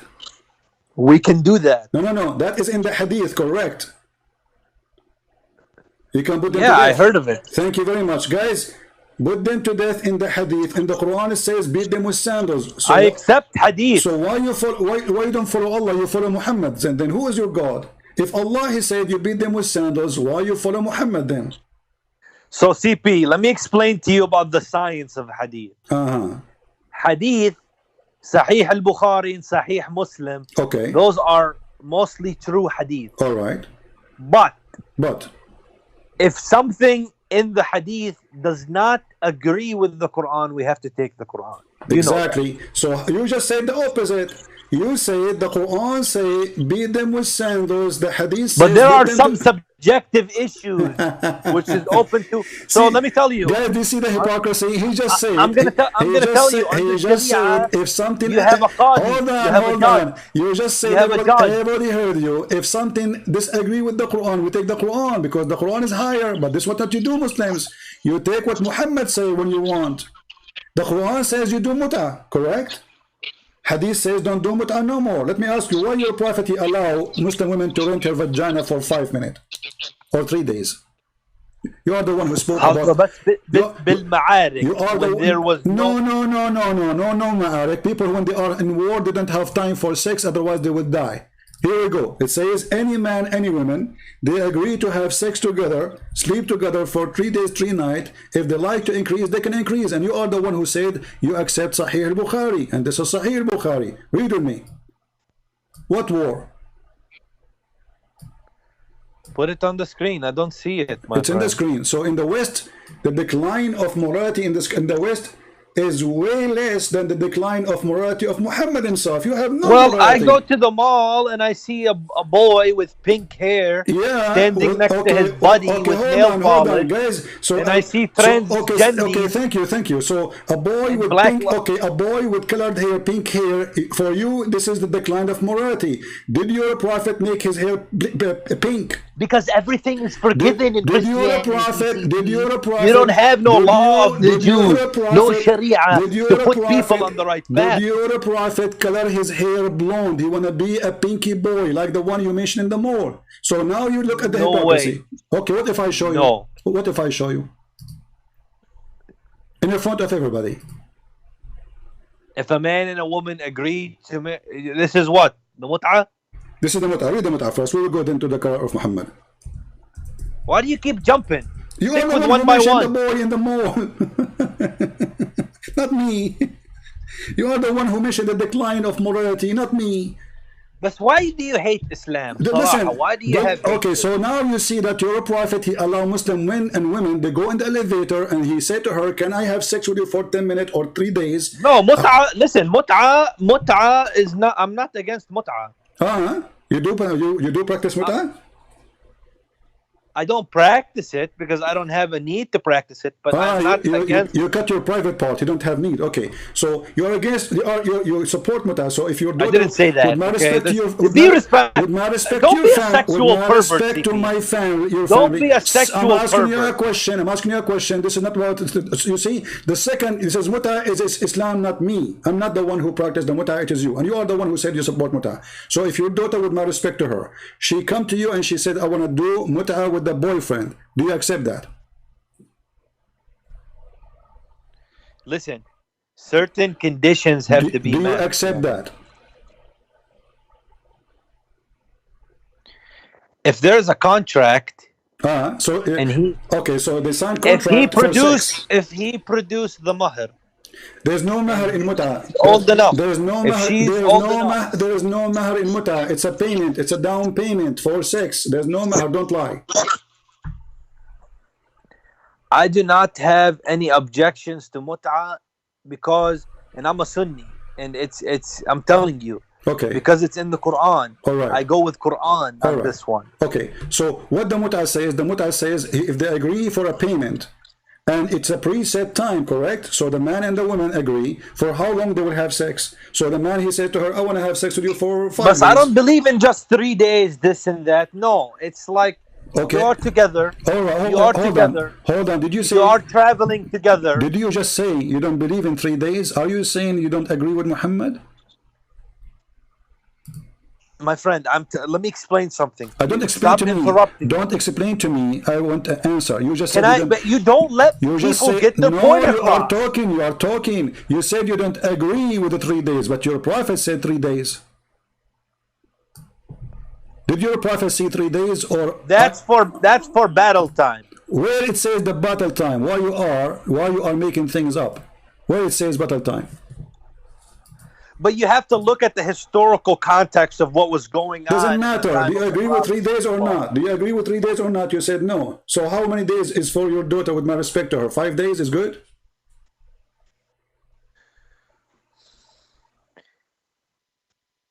You don't set a date. You just have a mut'ah is about mut'ah is not a mut'ah if you don't set a date. Mut'ah is about preset date. There's no divorce in mut'ah. In mut'ah there's no divorce. So when the time is up, everyone go to his place. That's it. So they agree about how many days. Day 2, 3, 4, 5, whatever. And then when the day is up, let us say the women agree until next Friday. Friday come, there's no divorce. And the woman will not inherit the husband. It's just muta. Muta means pleasure. It's a sexual pleasure. So you are the one who spoke about morality in the West, and look how much you fail with your prophet in morality. Now, you are the one who mentioned to me that you saw a guy with the pink hair in the mall, and you said this is the decline of morality. Did your prophet made his hair pink? Look how many gays you have. Okay, let us see if your prophet is a gay. Let us start with the hair. Did your prophet color his hair pink and red? I never heard of such a thing. Okay, don't make things up. Read carefully with me. This is Sahih. It says that the prophet, he used to stain his hair with henna. Henna will make you red. Why the prophet, he liked to be red-headed? He is Are you talking about the Hajj time? No, I'm talking about your prophet. He colored his hair. Your prophet and all the Muslims follow him. They color their hair with the henna. And all the boys, they do that. And your prophet is one of those boys. Is this da'if? What da'if? We show you only, okay, we will show you only what is strong. What do you think? Give me just Sahih. All right, let me show you the Sahih. Give me a second.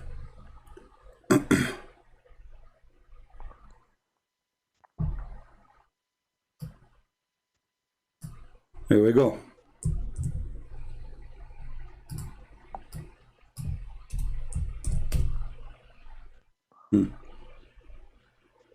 ضعيف, huh? ضعيف, I saw it. Let us see which one we will show you. There's many, tons of them.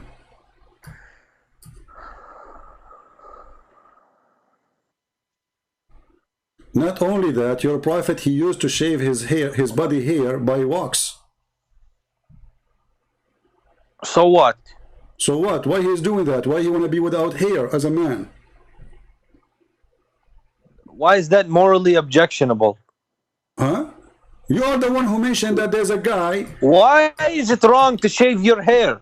Why you said a boy, he was in the mall, he have a pink hair, and you speak about the decline of morality.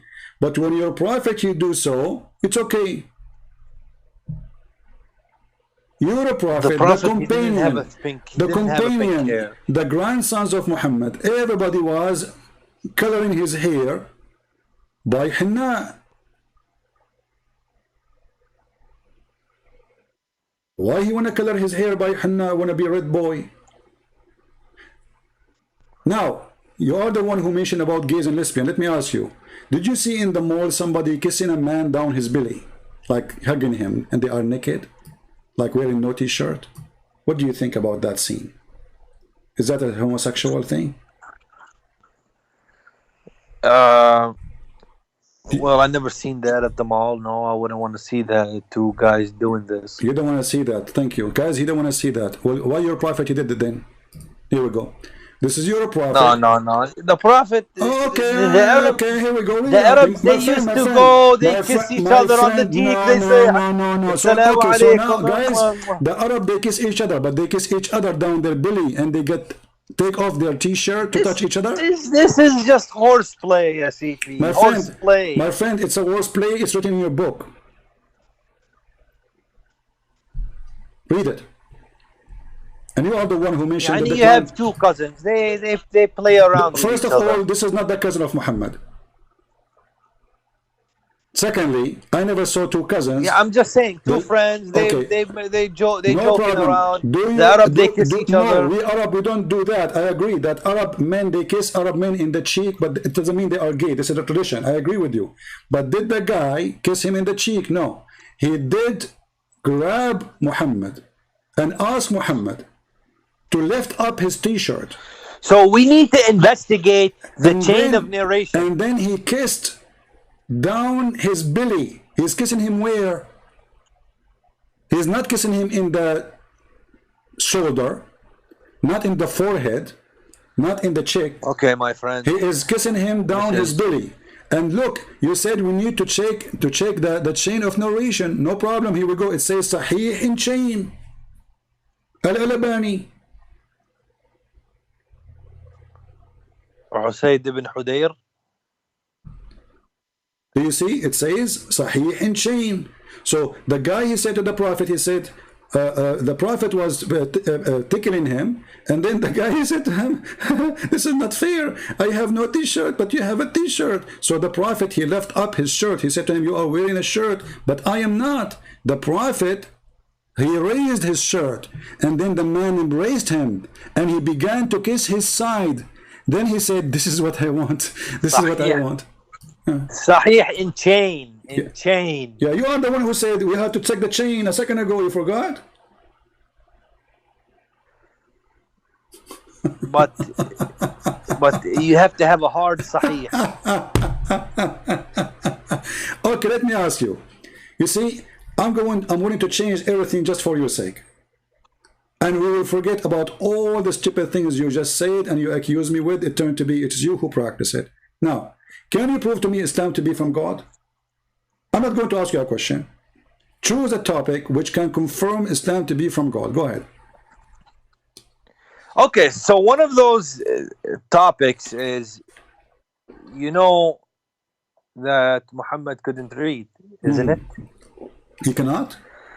So you have, I don't have the number of times, but so you have the word Musa. Okay. And the words Fir'aun, they are mentioned the same number of times. You have the word dunya and the word akhirah the same number of times. So you see the pattern. In the Quran, you have the a word and it's exact opposite or exact contrast. And it's mentioned the same number of times. How can that be? Well, first of all, those numbers turn to be false. You can watch my videos about them. It's false. All of them, they are false. Secondly, let us say for the sake of argument, I made a book right now and I say the word stupid 1,000 times and the word smart 1,000 times. That will make me God?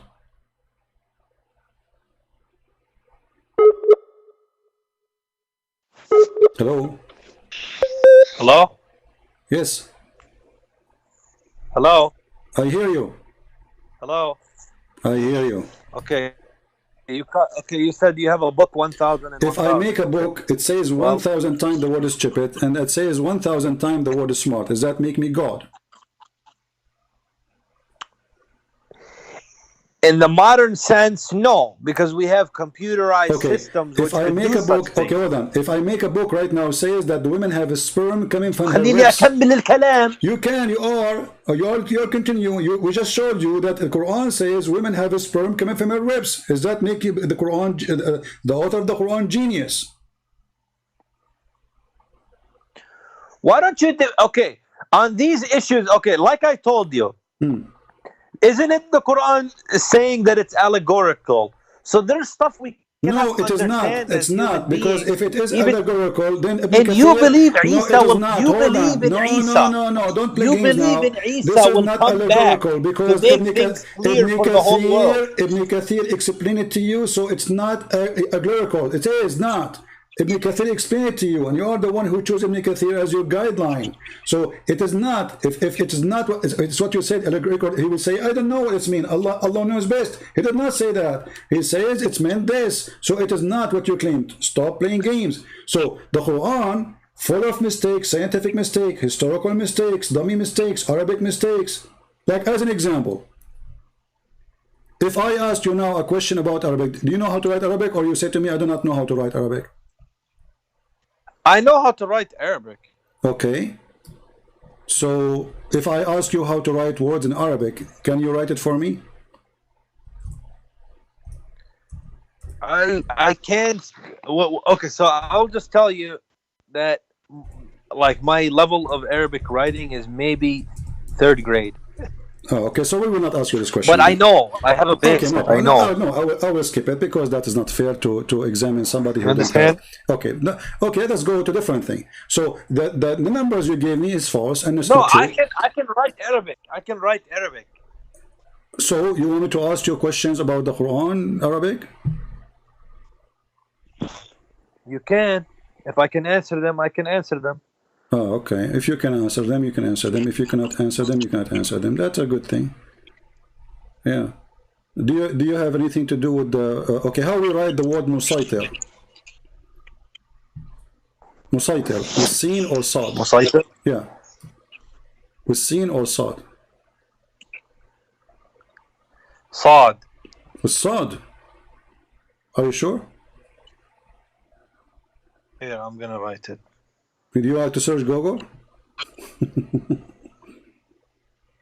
I type it to you in the chat.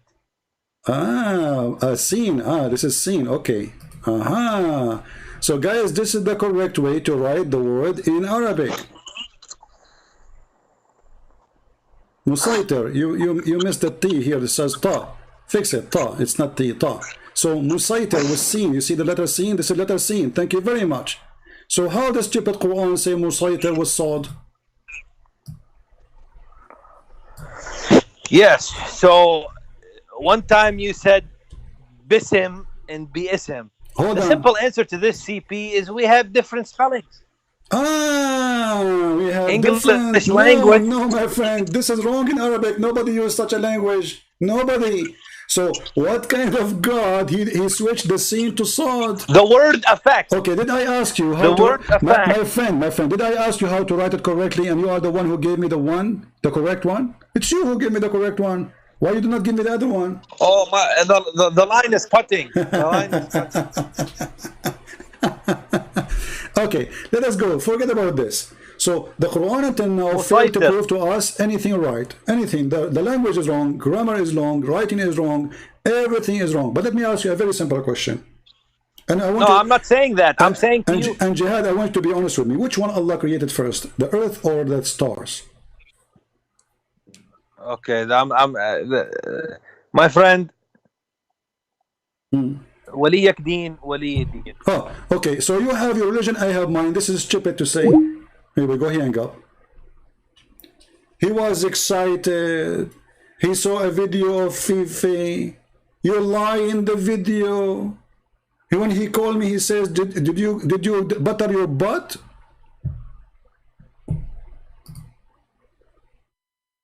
And now he hang up, defeated, with no mercy. In every single thing you said, defeat to Allah, defeat to Muhammad, defeat to the cult of Islam. Islam is the most stupid cult ever. They can win argument with you when you are ignorant, stupid. They are potatoes and they will be smoked when they talk to someone like me.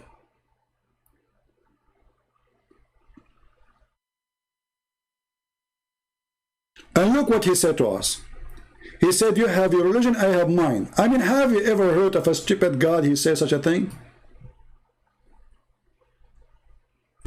Let us go to the verse, the last one he mentioned, so just for comedy. It's a comedy. If we go to the chapter, it's called Al-Kafirun. Let us go to Al-Kafirun chapter. You will die laughing. You see the Muslims, they say the Arab Quran is amazing. Read with me and laugh. And look, they add in the beginning a verse, it's not in the Quran, in the name of Allah. Have you ever heard of a God he say in the name of Allah when he speak? And he is Allah. That is the most stupid. The only one who will do that is Joe Biden. Like Joe Biden, he go in a speech, he say in the name of the president, Joe Biden, you are the president. Oh, okay. I forgot. I thought I'm Joe Biden's husband. Oh, okay. So you know the thing. So okay, say, oh disbeliever. Okay, I worship not what you worship. And nor worship ye that I worship. And I shall not worship what you worship, nor you will worship what I worship. Into your religion I have mine. Okay, let me translate for you in different way, in the easier way. Oh, you kuffar, I eat not what you eat, and you will not eat what I eat, and I will never eat what you eat, because you will not eat what I eat, and I will never eat what you eat, and you never ever eat what I eat, because I have my food and you have yours.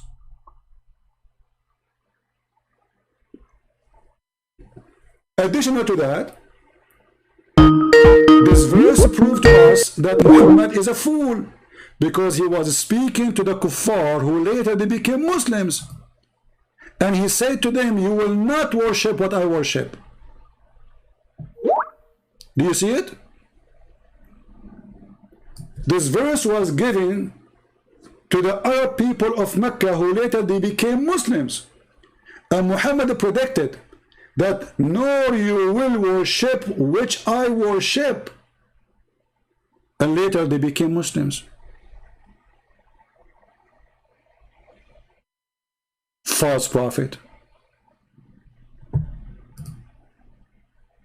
Do you see it?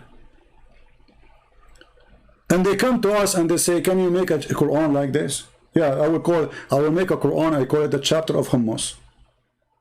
Oh, who you believe? You eat not what I eat. And hummus I eat, you eat not hummus. And you will never eat hummus because you cannot make hummus like my hummus. So I eat hummus and you eat not hummus, and you will never eat hummus because I will not eat your hummus, and you eat not my hummus, for I never eat your hummus. You have your hummus, I have mine. This is a religion and this is God.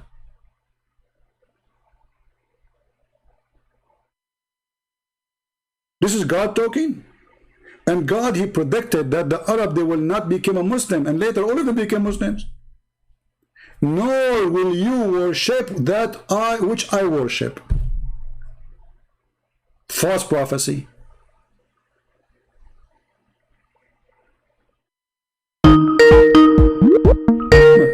Ford is calling, I think. Hello? Meow. This guy, he became a cat. He became a cat, my friend. That explains why the biggest scholar of Islam who gave hadith about Muhammad, his name is the Abu Huraira, the father of the cats. Number one reporter of what Muhammad said is Abu Huraira, the father of the cats. And why he was called the father of the cats? Any Muslim can tell us?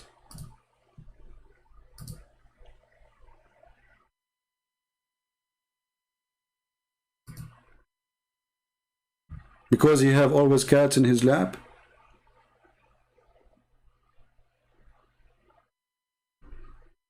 And the funny, Muhammad, he married Zainab bint Jahsh. Jahsh means donkey, Zainab the daughter of the donkey. And the last name of Muhammad is Kilab, which means dogs. Look at this zoo. The last name of Muhammad is dogs. The last name of his wife is donkey. And now we have a cat calling me and getting me busted. And the one who report the hadith of the Prophet, the father of the cats. And then we go in the Quran, we find the chapter of the elephant. And then the chapter of the spider. And then the chapter of the cow. My friend, it's a zoo. And by the way, I mean, Jihadi left, but he can call me back. If hey, Jihad, take some vitamin, you'll get stronger, my friend. Huh? And you can refute me, brother. Why the Muslims, they call the Quran the cow chapter? Do you know why? Science, brother, science. Look, even Zakir Naik, he said all books put into test and they fail. Only the Quran never fail, brother. Only the Quran, brother. But today, if a religious book says in a very poetic fashion, the world is flat, will a mortal man believe? No. But natural, no. Because today is the age of science and technology. But the Quran says the earth is flat. This is why you Muslim, you have to pray in the direction of the Kaaba.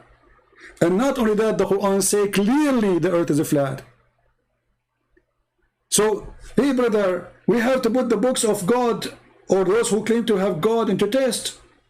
Okay, you know what? I will put it for a test. We will talk about the flat earth after we finish about the cow. Why the Muslim, they call the cow chapter? Because, brother, there's a scientific thing happened there. A man was killed. The Jews, they came to Moses.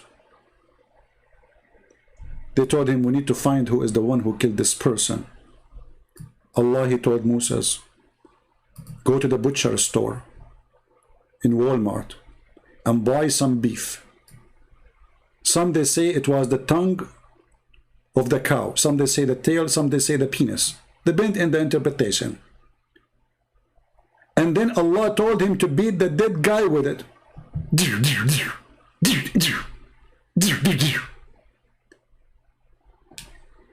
You know what? Watching a movie, comedy movie like The Naked Gun is way more makes sense than watching the movie of Muhammad.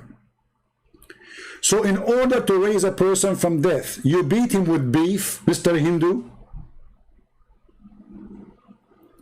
So Allah, he told Moses to beat the guy with beef. And remember, the beef had to be from Walmart. Yes, Jihad, why you are calling me, my friend? He's playing Quran for me. Can you believe it? A mature man, his name is Jihad, is playing for me Quran. He cannot tell me the Quran. He is playing to me Quran. He cannot explain to me the Quran, but he is playing Quran. He don't understand the Quran, but he is playing Quran. I mean, how dummy are you, Jihad? You've been defeated, my friend. And by the way, don't play Quran because shaitan will fart. According to your prophet, each time a Muslim they say Quran, shaitan start farting. So please keep our room clean. And remember, you are the one who said you accept Sahih Bukhari, so you cannot say in Sahih Muslim. Huh? So now you play Quran for us. It says, when shaitan he hear the call to prayer, he turn back and break wind. Why you do that, Jihad? Why? Why you do that? Open the windows of your house, my friend.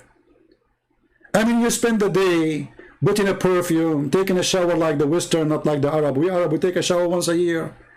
And now you destroy all of this. You play Quran, shaitan is farting. Look at the connection between God in Islam and farting. Muhammad, he have a PhD in farting. I mean, how the Prophet Muhammad, he knew this?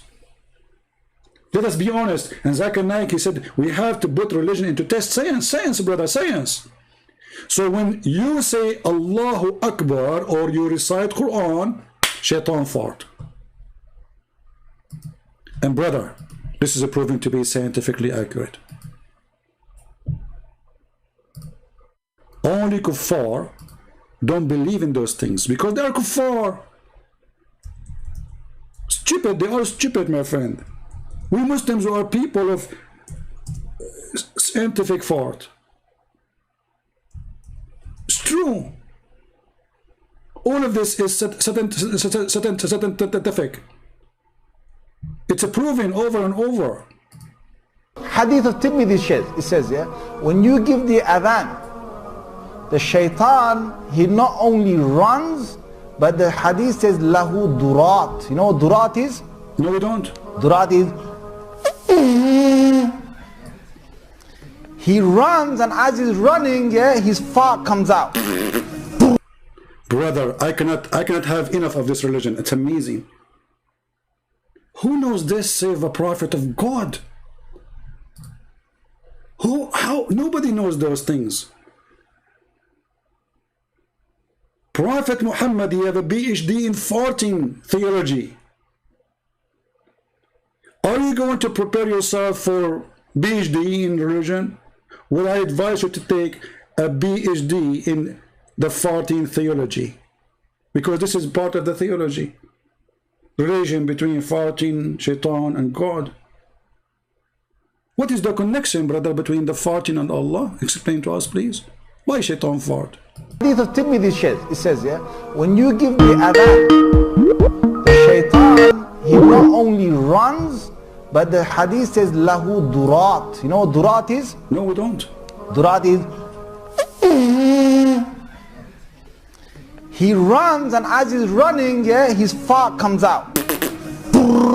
True story. Lahu durat. I'm not making this the hadith. And listen to the hadith, like you first, you know what the deen is about. The deen is about getting the shaitan away from you. So you know, you go into the toilet, you know, Bismillahi Allahumma inni a'udhu bika min al-khubuthi wal khaba'is. So Allah protect me from these devils. You go in there with your left foot. The left. Brother, stop. Brother, take a note, brother. You have to enter the bathroom with the left foot, because this protection will not work, brother, if you enter with the right foot. Brother, the Prophet says so. It is, Zakir Naik says Islam can stand the test of science.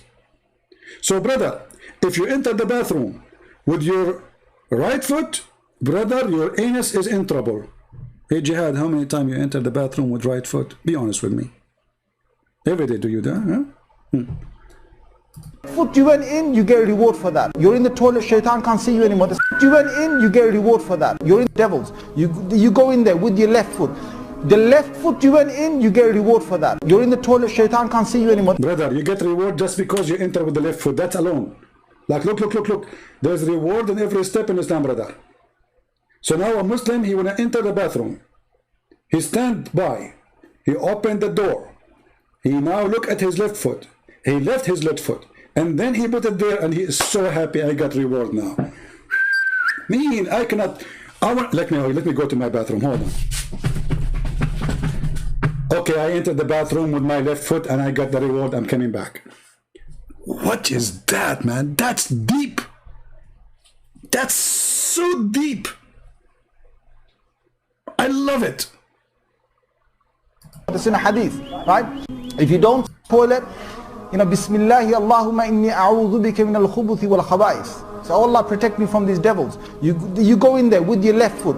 The left foot you went in, you get a reward for that. You're in the toilet, shaitan can't see you anymore. That's in a hadith, right? Look at this, you became invisible.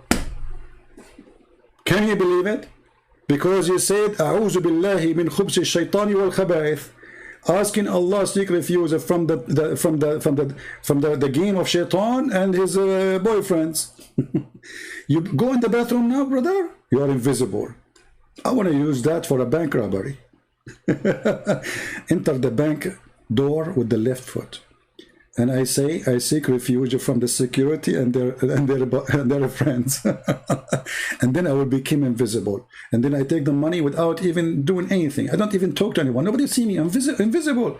All what they will see, money going in my pocket. Bingo. Unbelievable. Science, brother. Zakir Naik, he said Islam stands science. Test of science. All books fail. Islam never fail. You're in the toilet, shaitan can't see you anymore. That's in a hadith, right? If you don't say the dua, what happens is the shaitan... Hold on. Now the real deal. What happens if you don't say that prayer before you enter the bathroom? Brother, get ready for the consequence of not praying to Allah when you are going to take off your pant. Bad things will happen, brother. Unless you are from San Francisco. You will like it. Okay, what will happen? Dua, what happens is the shaitan not only comes inside, but the hadith of Tirmidhi says he plays with your bowels. He plays with your bowels. So you're inside there, you're thinking you're going to be out there in 5 minutes. He's taking you 20 minutes and you're still not halfway there. You know? He play with your bowels. See what happened? See what happened, brothers and sisters, when you ignore the prayer of Allah Prophet. See what happened when you ignore the science of Islam. See what happened when you don't listen to Dr. Zakir Naik, who says the only religion stand the test of science is Islam. In poetic fashion, the world is flat. Will a mortal man believe? No. But natural, no. No. Because today is the age of science and technology. So if we put this test of science and technology to all the religious scriptures that we have today of the different religions of the world, all of them fail the test except the Quran. Except the Quran, brother. A brother, stop. A brother, and Zakir Naik, he said, if you say to somebody the earth is a flat, is he going to accept that in the modern science? Nobody. But isn't the Quran says the earth is a flat, you idiot?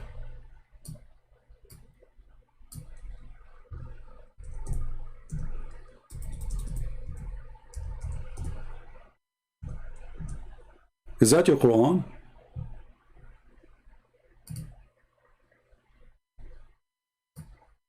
Look.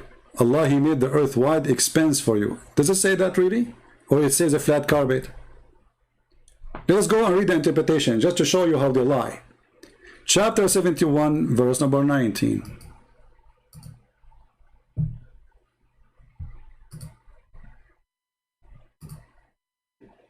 Does it say flat carpet, or I'm making things up?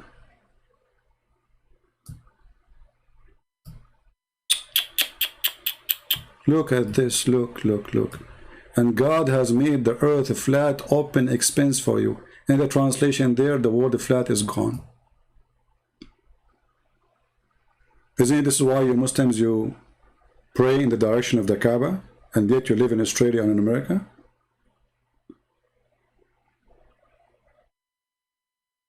The Bible thousands of years ago said, the globe of the earth, and this globe is hanged on nothing. Hanged on nothing. Empty space. Actually, the silly Zakir Naik, he lied to people and he said that the Arabic brother, there's a word dahaha. And dahaha, brother, mean a shape of an egg. Like, what? Dahaha mean a shape of an egg. I will make you the egg of the century, Zakir Naik. Where do you get this from? It's the opposite. It says the earth is flat. Zakir Naik, he saw a video in YouTube made by a kid to refute me, stupid kid. And then stupid Zakir Naik, imagine he copied a video of 19 years old kid. This is a video made by a 19 years old kid claiming that the word dahaha mean a shape of an egg. And then every Muslim start laughing at him, says that's not true, but they copy just to promote religion. And this is why you see in the translation, not a single translation use the word egg. Where is the word egg there? Choose any translation. Why Muslims are hiding it? It's not there because there's no egg. It's the opposite. It says dahaha, make it flat. The stupid Zakir Naik, he copied a video made by a 19 years old kid from YouTube. And he put it in his book. And you can go try every single translation. Okay, a challenge in front of the Muslims. Hey Muslim, what translation for chapter 79 verse number 30 says egg, not flat? Any Muslim can give me one? None of them says that, because simply there's nothing like this there. Choose anyone you want. Itani, Biktal, Muhammad Asad, which one you want? Where do you get the word egg from? Hold on, let me find you the videos of Zakir Naik saying that, just for a comedy.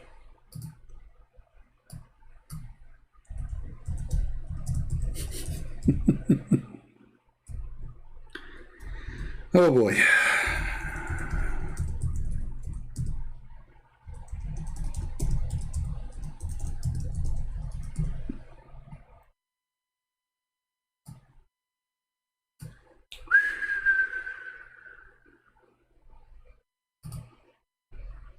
Previously, the human beings, we thought that the earth on which we live, it is flat. It was in 1577, Sir Francis Drake, when he sailed around the earth, he proved that the earth was spherical. Quran mentions in Surah Luqman, chapter number 31, verse number 29, it is Allah subhanahu wa ta'ala who merges the night into day and merges the day into night. Alam tara anna Allaha yuliju layla fil nahari wa yuliju nahara fil layli.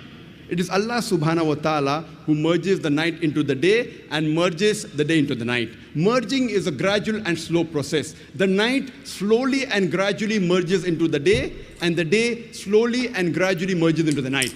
If the earth was flat, there would have been a sudden change. It would have been a gradual process of... Okay. Just let me get you busted, Abdul. You see, the easiest way always to get those stupid self-acclaimed scholars busted is to go right away to the Quran, and you will see that what he is quoting include a mistake, clear mistake in the Quran. So let's go there. He said, let us go back, show you the verse in the screen, because they put it in the screen, right? Here we go. Where is the screen? Where is the verse? Where is the verse? Yeah, there's a YouTube video. Okay, here we go. It's chapter 31, verse number 29. Let us go with you. 31, 29. And then you will see how we will laugh.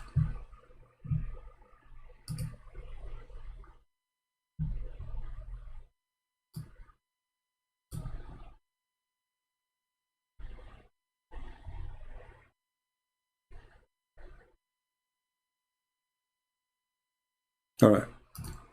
Allah, hasn't you seen how Allah caused the night to pass into the day and caused the day to pass into the night? This is the statement in front of us. This is what he's quoting. All right. Now, and he made the sun and the night and the moon into a course. Let us examine if Zakir Naik is giving us really what Islam teaching, or he is a hypocrite liar like his prophet.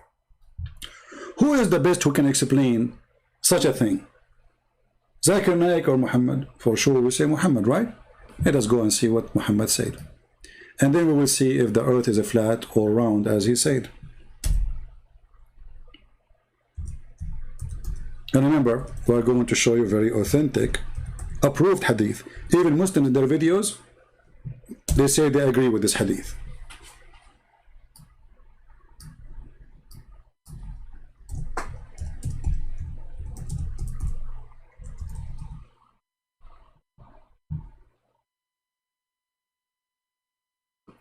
First of all, the Prophet of Islam, he teach that the sun set in murky water, and this is explaining to what Muhammad he said in chapter 18 in the Quran, proving Muhammad to be a false prophet again, that the sun every night go and sit in a spring of boiling water. And as you see, this is an accurate hadith. Let us continue. Are we done? No. This is Sahih al-Bukhari, which is the top authentic source of Islam. I was with the Prophet in the mosque at the sunset. The Prophet says, "O Abu Dhar," Dhar means the father of the ants, "do you know where the sun set?" I replied, "Allah and his apostle know best." He said, "It goes and prostrate underneath Allah's throne, and that Allah's statement, the sun runs into a fixed course for a term and decree." Chapter 36, verse number 38. So, according to Islam, very clear evidence that the sun is the one is moving every day from the east to the west, and the earth is fixed, and the earth is flat. This is why Muhammad in different hadith he said that Allah he come down every third part of the night.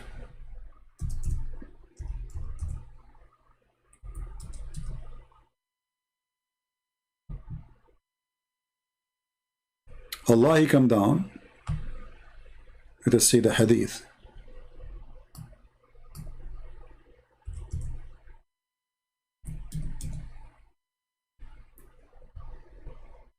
Allah come down every third part of the night, and he asked the people in the lowest heaven, "Who is asking me?"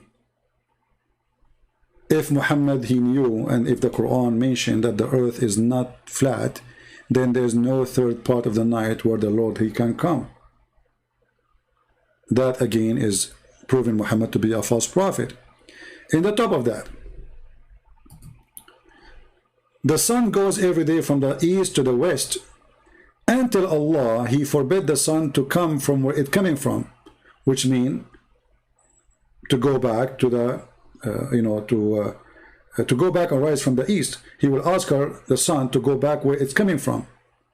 Read carefully with me.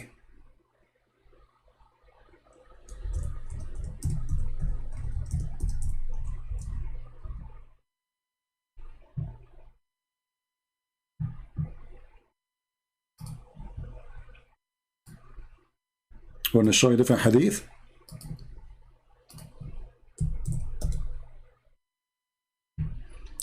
This is Sahih Bukhari again.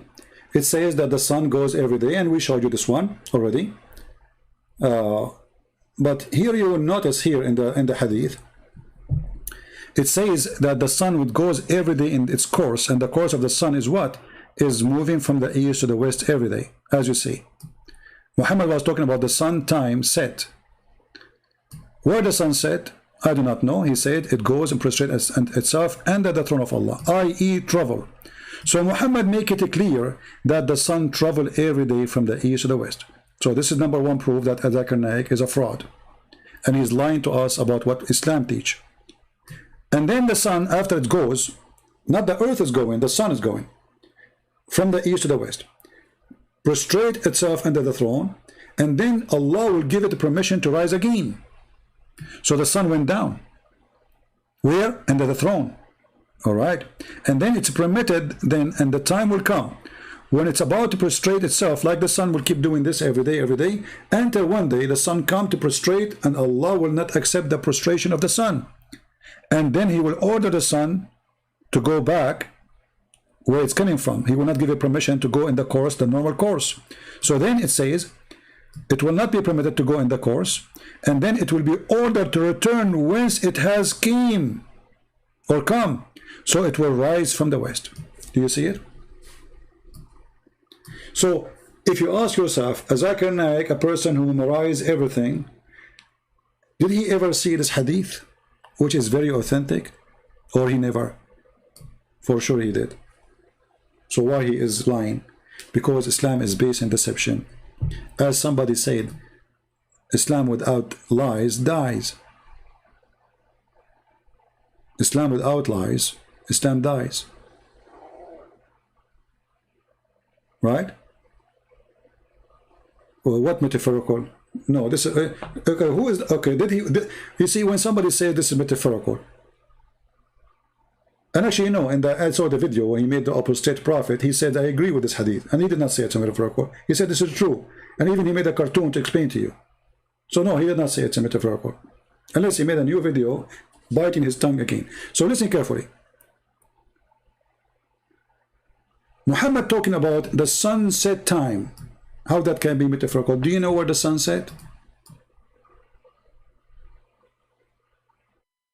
This is not people talking, giving a parable. He says, do you know where the sun set? Read carefully. Do you know where the sun goes actually? Not only set, goes. How that can be metaphorical? I replied, Allah and His Apostle know best. This is happening in the time of the sunset. So they are talking about something happening right now as we speak. He said it goes, i.e. travel.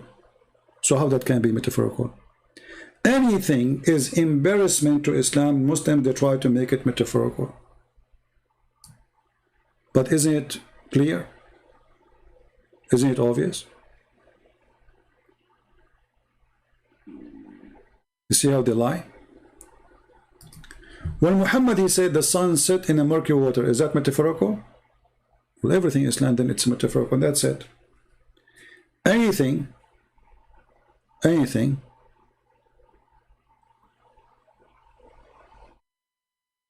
is embarrassment to Islam. Muslim, either they will say it's da'if, rejected, not accepted, or metaphorical. And the example today, we have you, this guy, Jihad, who called me, and he was defeated and his God. And we made them a flat carpet.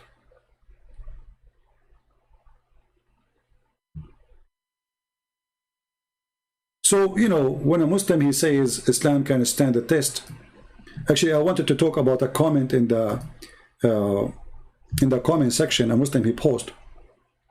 You know, the Muslim, they have like supposedly they are people of logic. You know, Muslims, people of logic. I mean, they have God. You believe in Him, He give you penis. Obviously logical, you know. Penis endless, and you have a lot of sex. That's logical. And your orgasm will be 70 years. That's very logical. So a Muslim, he posted a comment. His name is Yuki. He said, you ask the Christians, who is God? They said Jesus. Who was in the grave? Jesus. Who resurrected Jesus? God. I mean, those conversations are very funny. Abdul, stupid idiot. The one who resurrected Jesus is Jesus. Jesus said, you can destroy this temple and I will build it in 3 days. And the 3 days here is symbolic for Him, the Father, the Holy Spirit. And Jesus said, before Abraham I am. Which means the existence of Jesus have nothing to do with the existence of the flesh. Jesus by the flesh is born in a day and a time. But Christ, the Lord, is always there. This is why Jesus said, before Abraham I am. The Jews, they said to Him, how you can be before Abraham? You are not even 50, 40 years old. How you can say such a thing? He said to them, truly I say to you, that even Abraham, he saw my day and he rejoiced for it. So when Muslims, they try to make a funny conversation, we laugh at you. Who is Allah, brother? He is the God. Who is the best of the creators? Allah. How many creators you have? Only Allah. But he is Allah, the best of the creators. Who is Jesus, brother? He is the Prophet Isa. Who is his mother Mary? Who is his father? The Gimyut. Isn't everyone is born have a father? Adam wasn't born. Adam is made from mud. So when they try to come with logic, Islam is the last religion to speak about logic. Is it logical that Jesus is born of a woman, she have no man? How come you accept that? How come the Muslims don't debate us about this? Because their prophet says so. Because their prophet says so, not a single Muslim argue about it. But imagine if the coward Muhammad, he did not say so. Muslims will be laughing at you. And here you see that Muslims, they are willing to jump over logic when they want, and they are logical when they want. It is logical that Jesus is the son of Mary and he is alive until now for thousands of years. It's logical. It's logical that Muhammad is the best of the prophet, but he is dead in the grave and he stink. قَدْ رَبَى بَطْنَهُ. The Muslim did not bury him. He thought he is the same as Jesus. He will not stink. He will come back. He said to them, we are the prophet promised by Allah that our body will not decay. So the poor Muhammadan, they did not bury him for 3 days. And then he stink, as Ibn Abbas, he said. As the hadith of the Muslim says, as their book says, قَدْ رَبَى بَطْنَهُ. His belly stink and full of fart. قَدْ انثنى خُنْصُرُهُ. And his fingers are collapsing. And his nails became blue. You know, Mecca is very hot. 50, 55 degrees during daytime. There's no air conditions. 3 days you did not bury a man. What will happen to him? They believed him. And then when he stink, they buried him with his clothes, because they can't even wash him no more. The Muslims, they say, oh, a prophet, we should not wash him because he's holy. But he stink, how is holy? And why Allah, he made him little stink? And how Muhammad, he says, our body will not decay, and then we find that his body decay.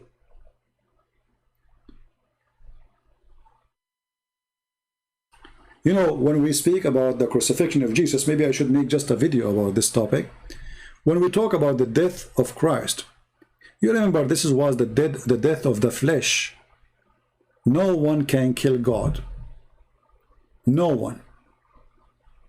And remember that Jesus is exist, or Christ is exist before the flesh of the man Jesus. So they kill which was not even exist before, but still Christ was exist. Are we listening?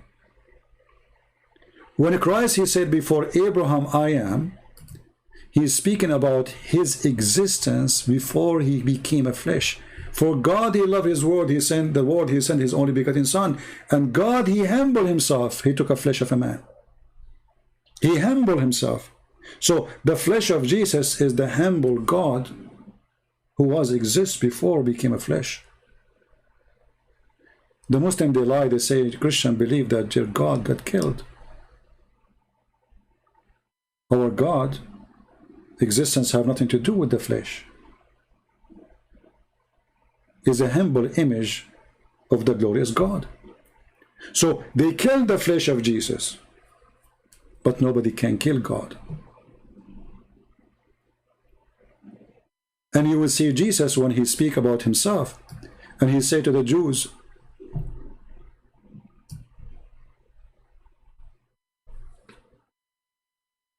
if a man he keep my saying, he shall never see death.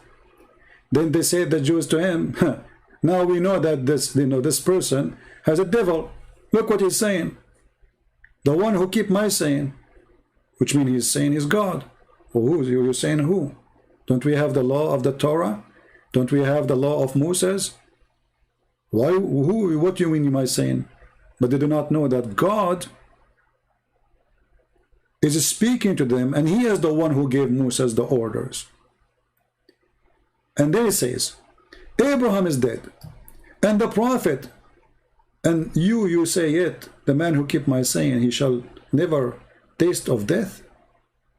How that can be? Are thou greater than our father Abraham? Look at the question. The question is not, are you a prophet? The question is not, you claim to be knowledgeable, rabbi. Are you claiming to be greater than our father Abraham, which is dead? Our greatest father, Abraham, is dead. So are you saying you are way higher than him?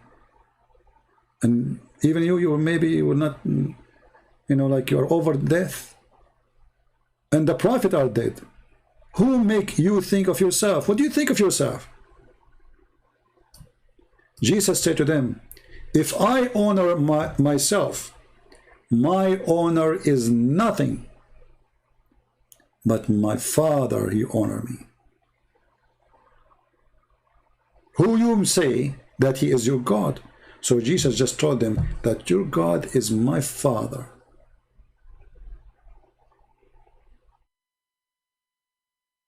Yet you have not known him, but I know him. And if I should say I know him not, I shall be a liar like unto you. But I know him, and I keep his saying. Your father Abraham rejoiced to see my day, and he saw it. Here, Jesus gave them a shocking statement. He claimed that Abraham, which is an ancient man compared to those people,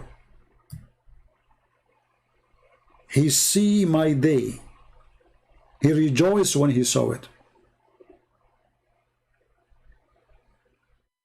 Those people, they went crazy. How Abraham, he saw the day of this man. They said to him, you are not even 50 years old. And yet you've seen Abraham? Jesus said to them, verily, verily, I say unto you, before Abraham, I am.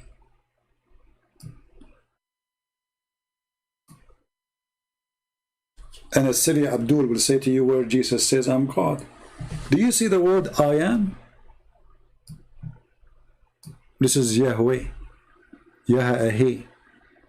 This is how God, he says to Moses, how I call you, what I will say. He said to them, tell them I am who I am. So Jesus saying to them that Abraham, he saw my day. Abraham, he spoke to me. Abraham, he rejoiced to have my day. Before Abraham, I am God. And then they took stones to kill him. Why? Because he just said he's God. And then they say to you, where Jesus says I am God, worship me. He just said, Abraham, he worshiped me. Abraham, he saw my day. Abraham, he rejoiced from my day. I am before Abraham. Jesus, he confirmed that his existence is not the day he was born of a woman, her name is Mary. His existence have nothing to do with that date. That is the day when he came as a man.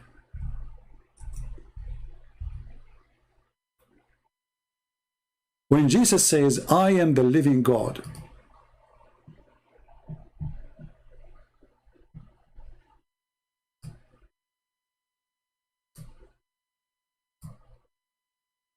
you see most of the translation, because they are giving you an English translation. If you go to John and read the Aramaic translation,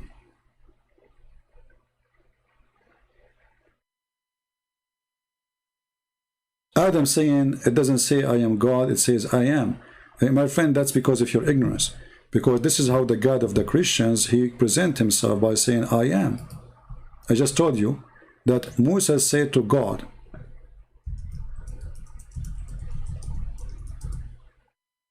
what I shall call you? Huh? What he said? He said, I am. So, you cannot see it because of your ignorance. You see it? What I will tell you, okay, I will go to my people, tell them that God spoke to me. What I will tell them, what's your name? Who are you? He said, I am who I am. This is how God, he presents himself. Now, some Christians, they consider this as a name, but it is not really a name. But when you hear it in a foreign language, it sounds like a name. But this is how God in the Bible presents himself. I am. No name can describe God.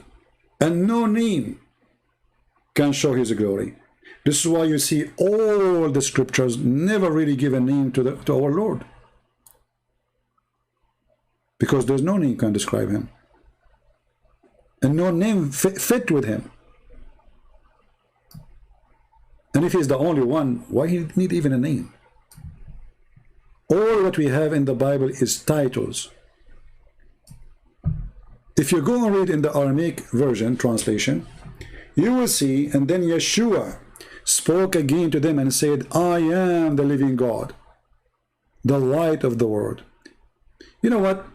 If I say to the, for the sake of argument, that this sentence is not here,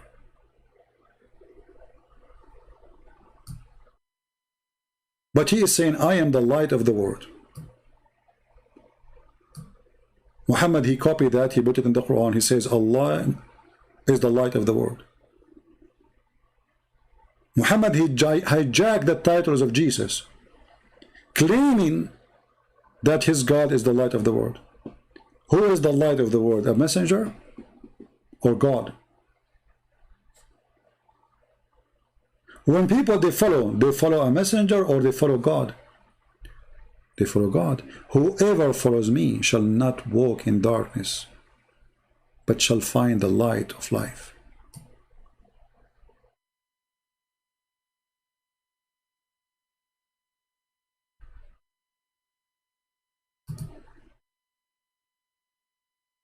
So my friend, Jesus, he confirmed over and over who is he.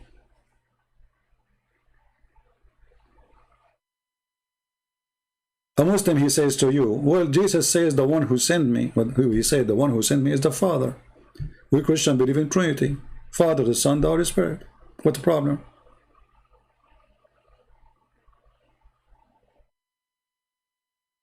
We just heard Jihad, when he called me, saying that we call Allah, or Allah, he called himself we, because that is majestic. So the Muslims agree that it is more nice if God is more than one. And Allah is desperate to the point he is seeking to be many by saying we. My voice become a distance. I don't think this is from my side. I think this is from your side.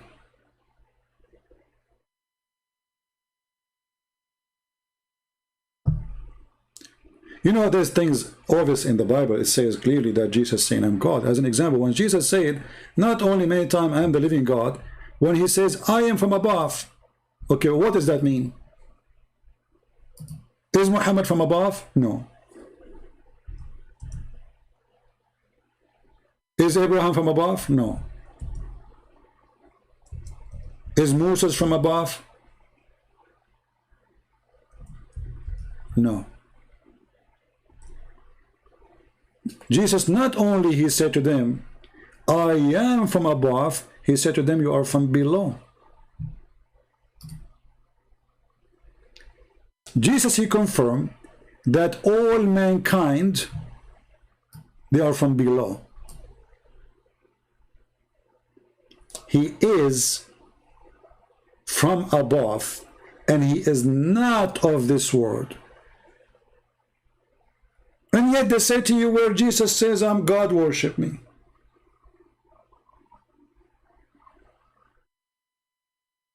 How clear it can be more than this. You are from beneath.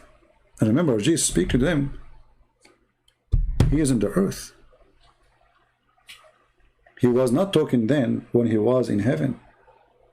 He's speaking standing in the same land they are standing on. You are from beneath, I am from above.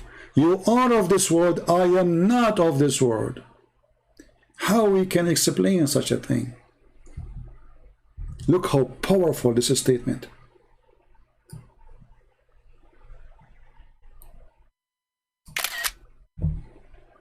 Amazing. Look how confident he is. He is not saying, "Oh, all of us we are the same." Like these days, everybody is aware. No. He's saying to them, "You are nothing. I'm nothing like you. I'm nothing like you, and you are nothing like me."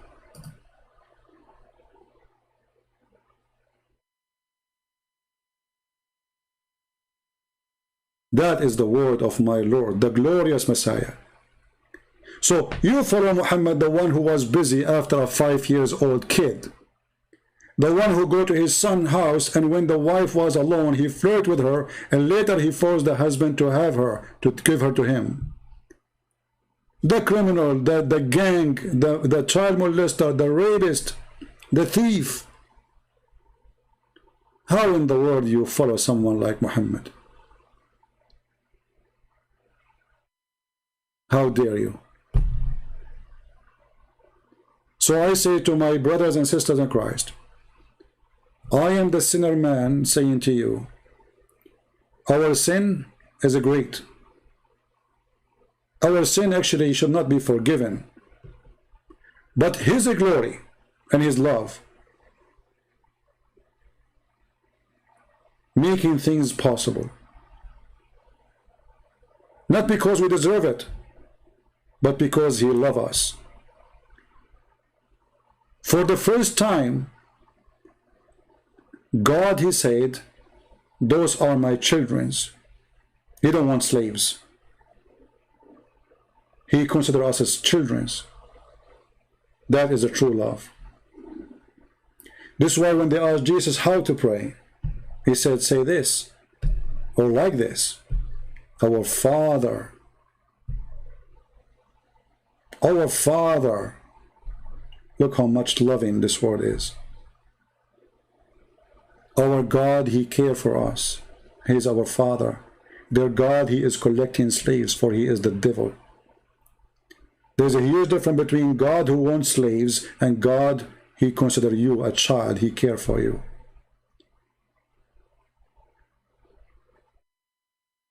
We have a loving God. They have a slave collector God. Our God penalty, not because he hates us, but because we refuse his love. So he say, okay, I cannot force you. I tried my best to save you. God is like a firefighter. He come to your house. He see a fire and smoke coming from your roof, and he say, listen, come with me, I can save you. Fire is going to burn you. You say, no, get out of here. It was your choice. The atheists, they say to you, well, what kind of God, if you don't accept him, he will burn you? Why not? He warned you. He called you many times. He called you every day. He spoke to you. He sent even his only begotten son to knock at your door and say, come out. And you reject, so why you complain?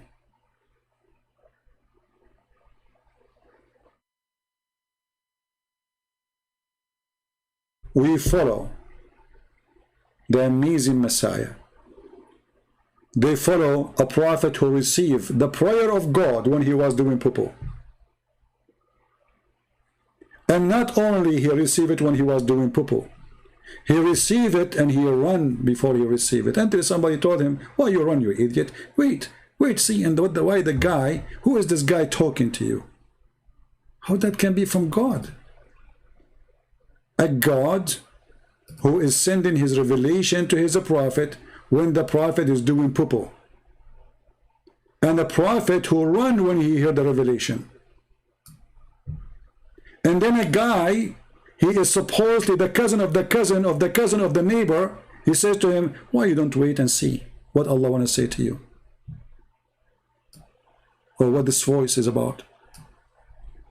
So whenever the prophet, he goes out to do poo-poo, he hear the voice saying, oh Muhammad, he flee. Can you believe it? He flee.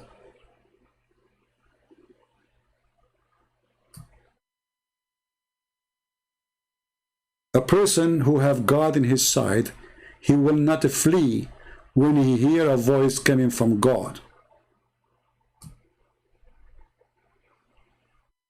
Mary was a woman. She did not flee when the angel, and the same angel came to Muhammad, supposedly came to her. Did she flee?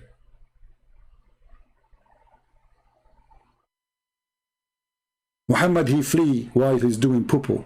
And his God cannot wait. He have 24 hours a day. He wait for him until he go out to do poo-poo, and then he speak to him. Who in the world want to believe such a garbage?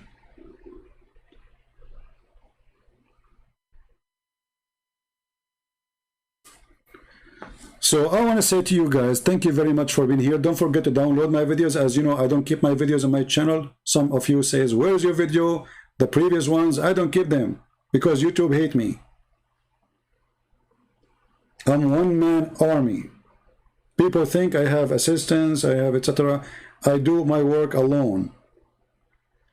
So the only way for you to keep my videos alive is to download my videos, repost it in different channel. You can cut them pieces like the guy who called me.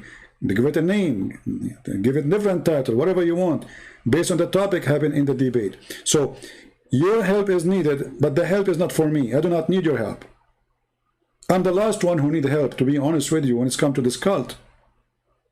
I'm here to help you, not the opposite. I'm here spending my day. It is a beautiful Sunday. I can go out. I can do whatever I want. But I spend hours and hours from my own day repeating the same garbage for years after years. Not because I love it, but because I love to save you and save your kids from the deception. Otherwise, I'm sick of it. Honest to God, I'm so sick of this garbage. People call you names. People threat you. People want to humiliate you. People make videos about you. People. But do they count? No. For the Lord, he said, look for the truth, and the truth will set you free. And my friend, I'm free with Jesus.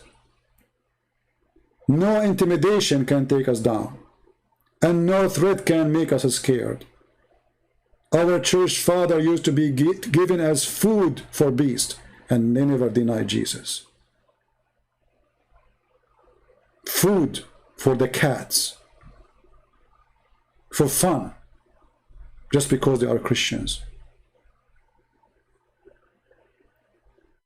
With Christ, we are winners. Without him, we are losers. So we might lose a few hours of our day. But how many people will leave Islam after watching this? How many souls will be saved and they will leave the cult of Muhammad? How many people they were thinking to convert to such a garbage cult, and now they knew that this is not even considered as a cult, it is just a mix of cults. It's a collection of cults. And by the way, those who speak Russian, don't forget to download my second book in Russian. It's for free. I post the link for you in Patreon. You can go there and you can download it and share it with your friend. Even if you don't speak Russian, download the book. Post it somewhere. Post it if you have like a Russian friend, Facebook, Twitter, whatever. It's for free. It's a gift from me for those who speak Russian. And as long the Lord, he provide me, I will give for free as much as I can. So I want to say thank you for all those who support us and those who stand with us by downloading, by adding subtitles to the videos, by donation, by everything you do. For the Lord, he said, walk and I will walk with you. Our Lord, he loves people who work, not only people who pray. People who pray only, they are not decent Christians. Because the tree shall bear fruits. And the Lord, he said, from their fruits you shall know them. So the question for every one of us today, what was your fruit for today? And what is your fruit for tomorrow? Think about it. Time goes so fast. The house you built, somebody will take it, trust me. The house I live in, it used to be for somebody else before me. And somebody else will take the house I am in after me. I'm not going to stay in this house. This is not my house. Even the grave is not my grave. I don't own it. You will not own an inch in this earth. You own nothing. So spend your life to collect maybe money, maybe furniture, maybe cars. I cannot deny we need those things.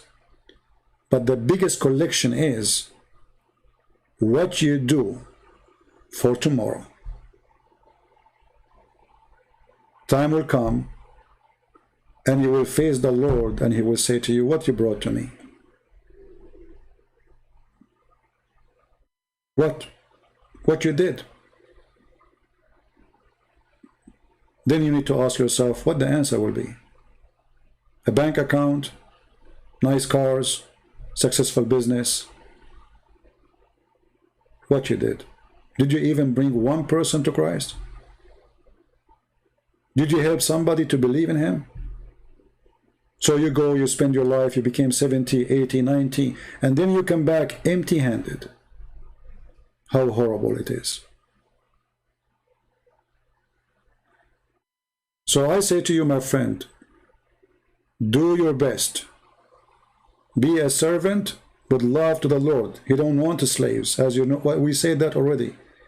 He wants people who love to serve. The Lord himself, he washed the feet of his disciples. If you ask yourself why he did wash the feet, this is the Lord himself to give us an example. Never be proud. Always be humble. The master is the servant, not the opposite. So those who serve, they will be called masters. And those who wash feet, they will be respected. And those who serve the Lord from their heart will gain what they deserve. From their fruits you shall know them. One small sentence better than books. People say things. Dress nice. Perfume, watches, jewelries, nice houses. There's one way. From their fruits you shall know them. With the word of the Lord, we say to you good night, good day, and may the Lord bless your Sunday and bless your coming week. Christ is Lord, Islam is false, and we prove it every day. Take care.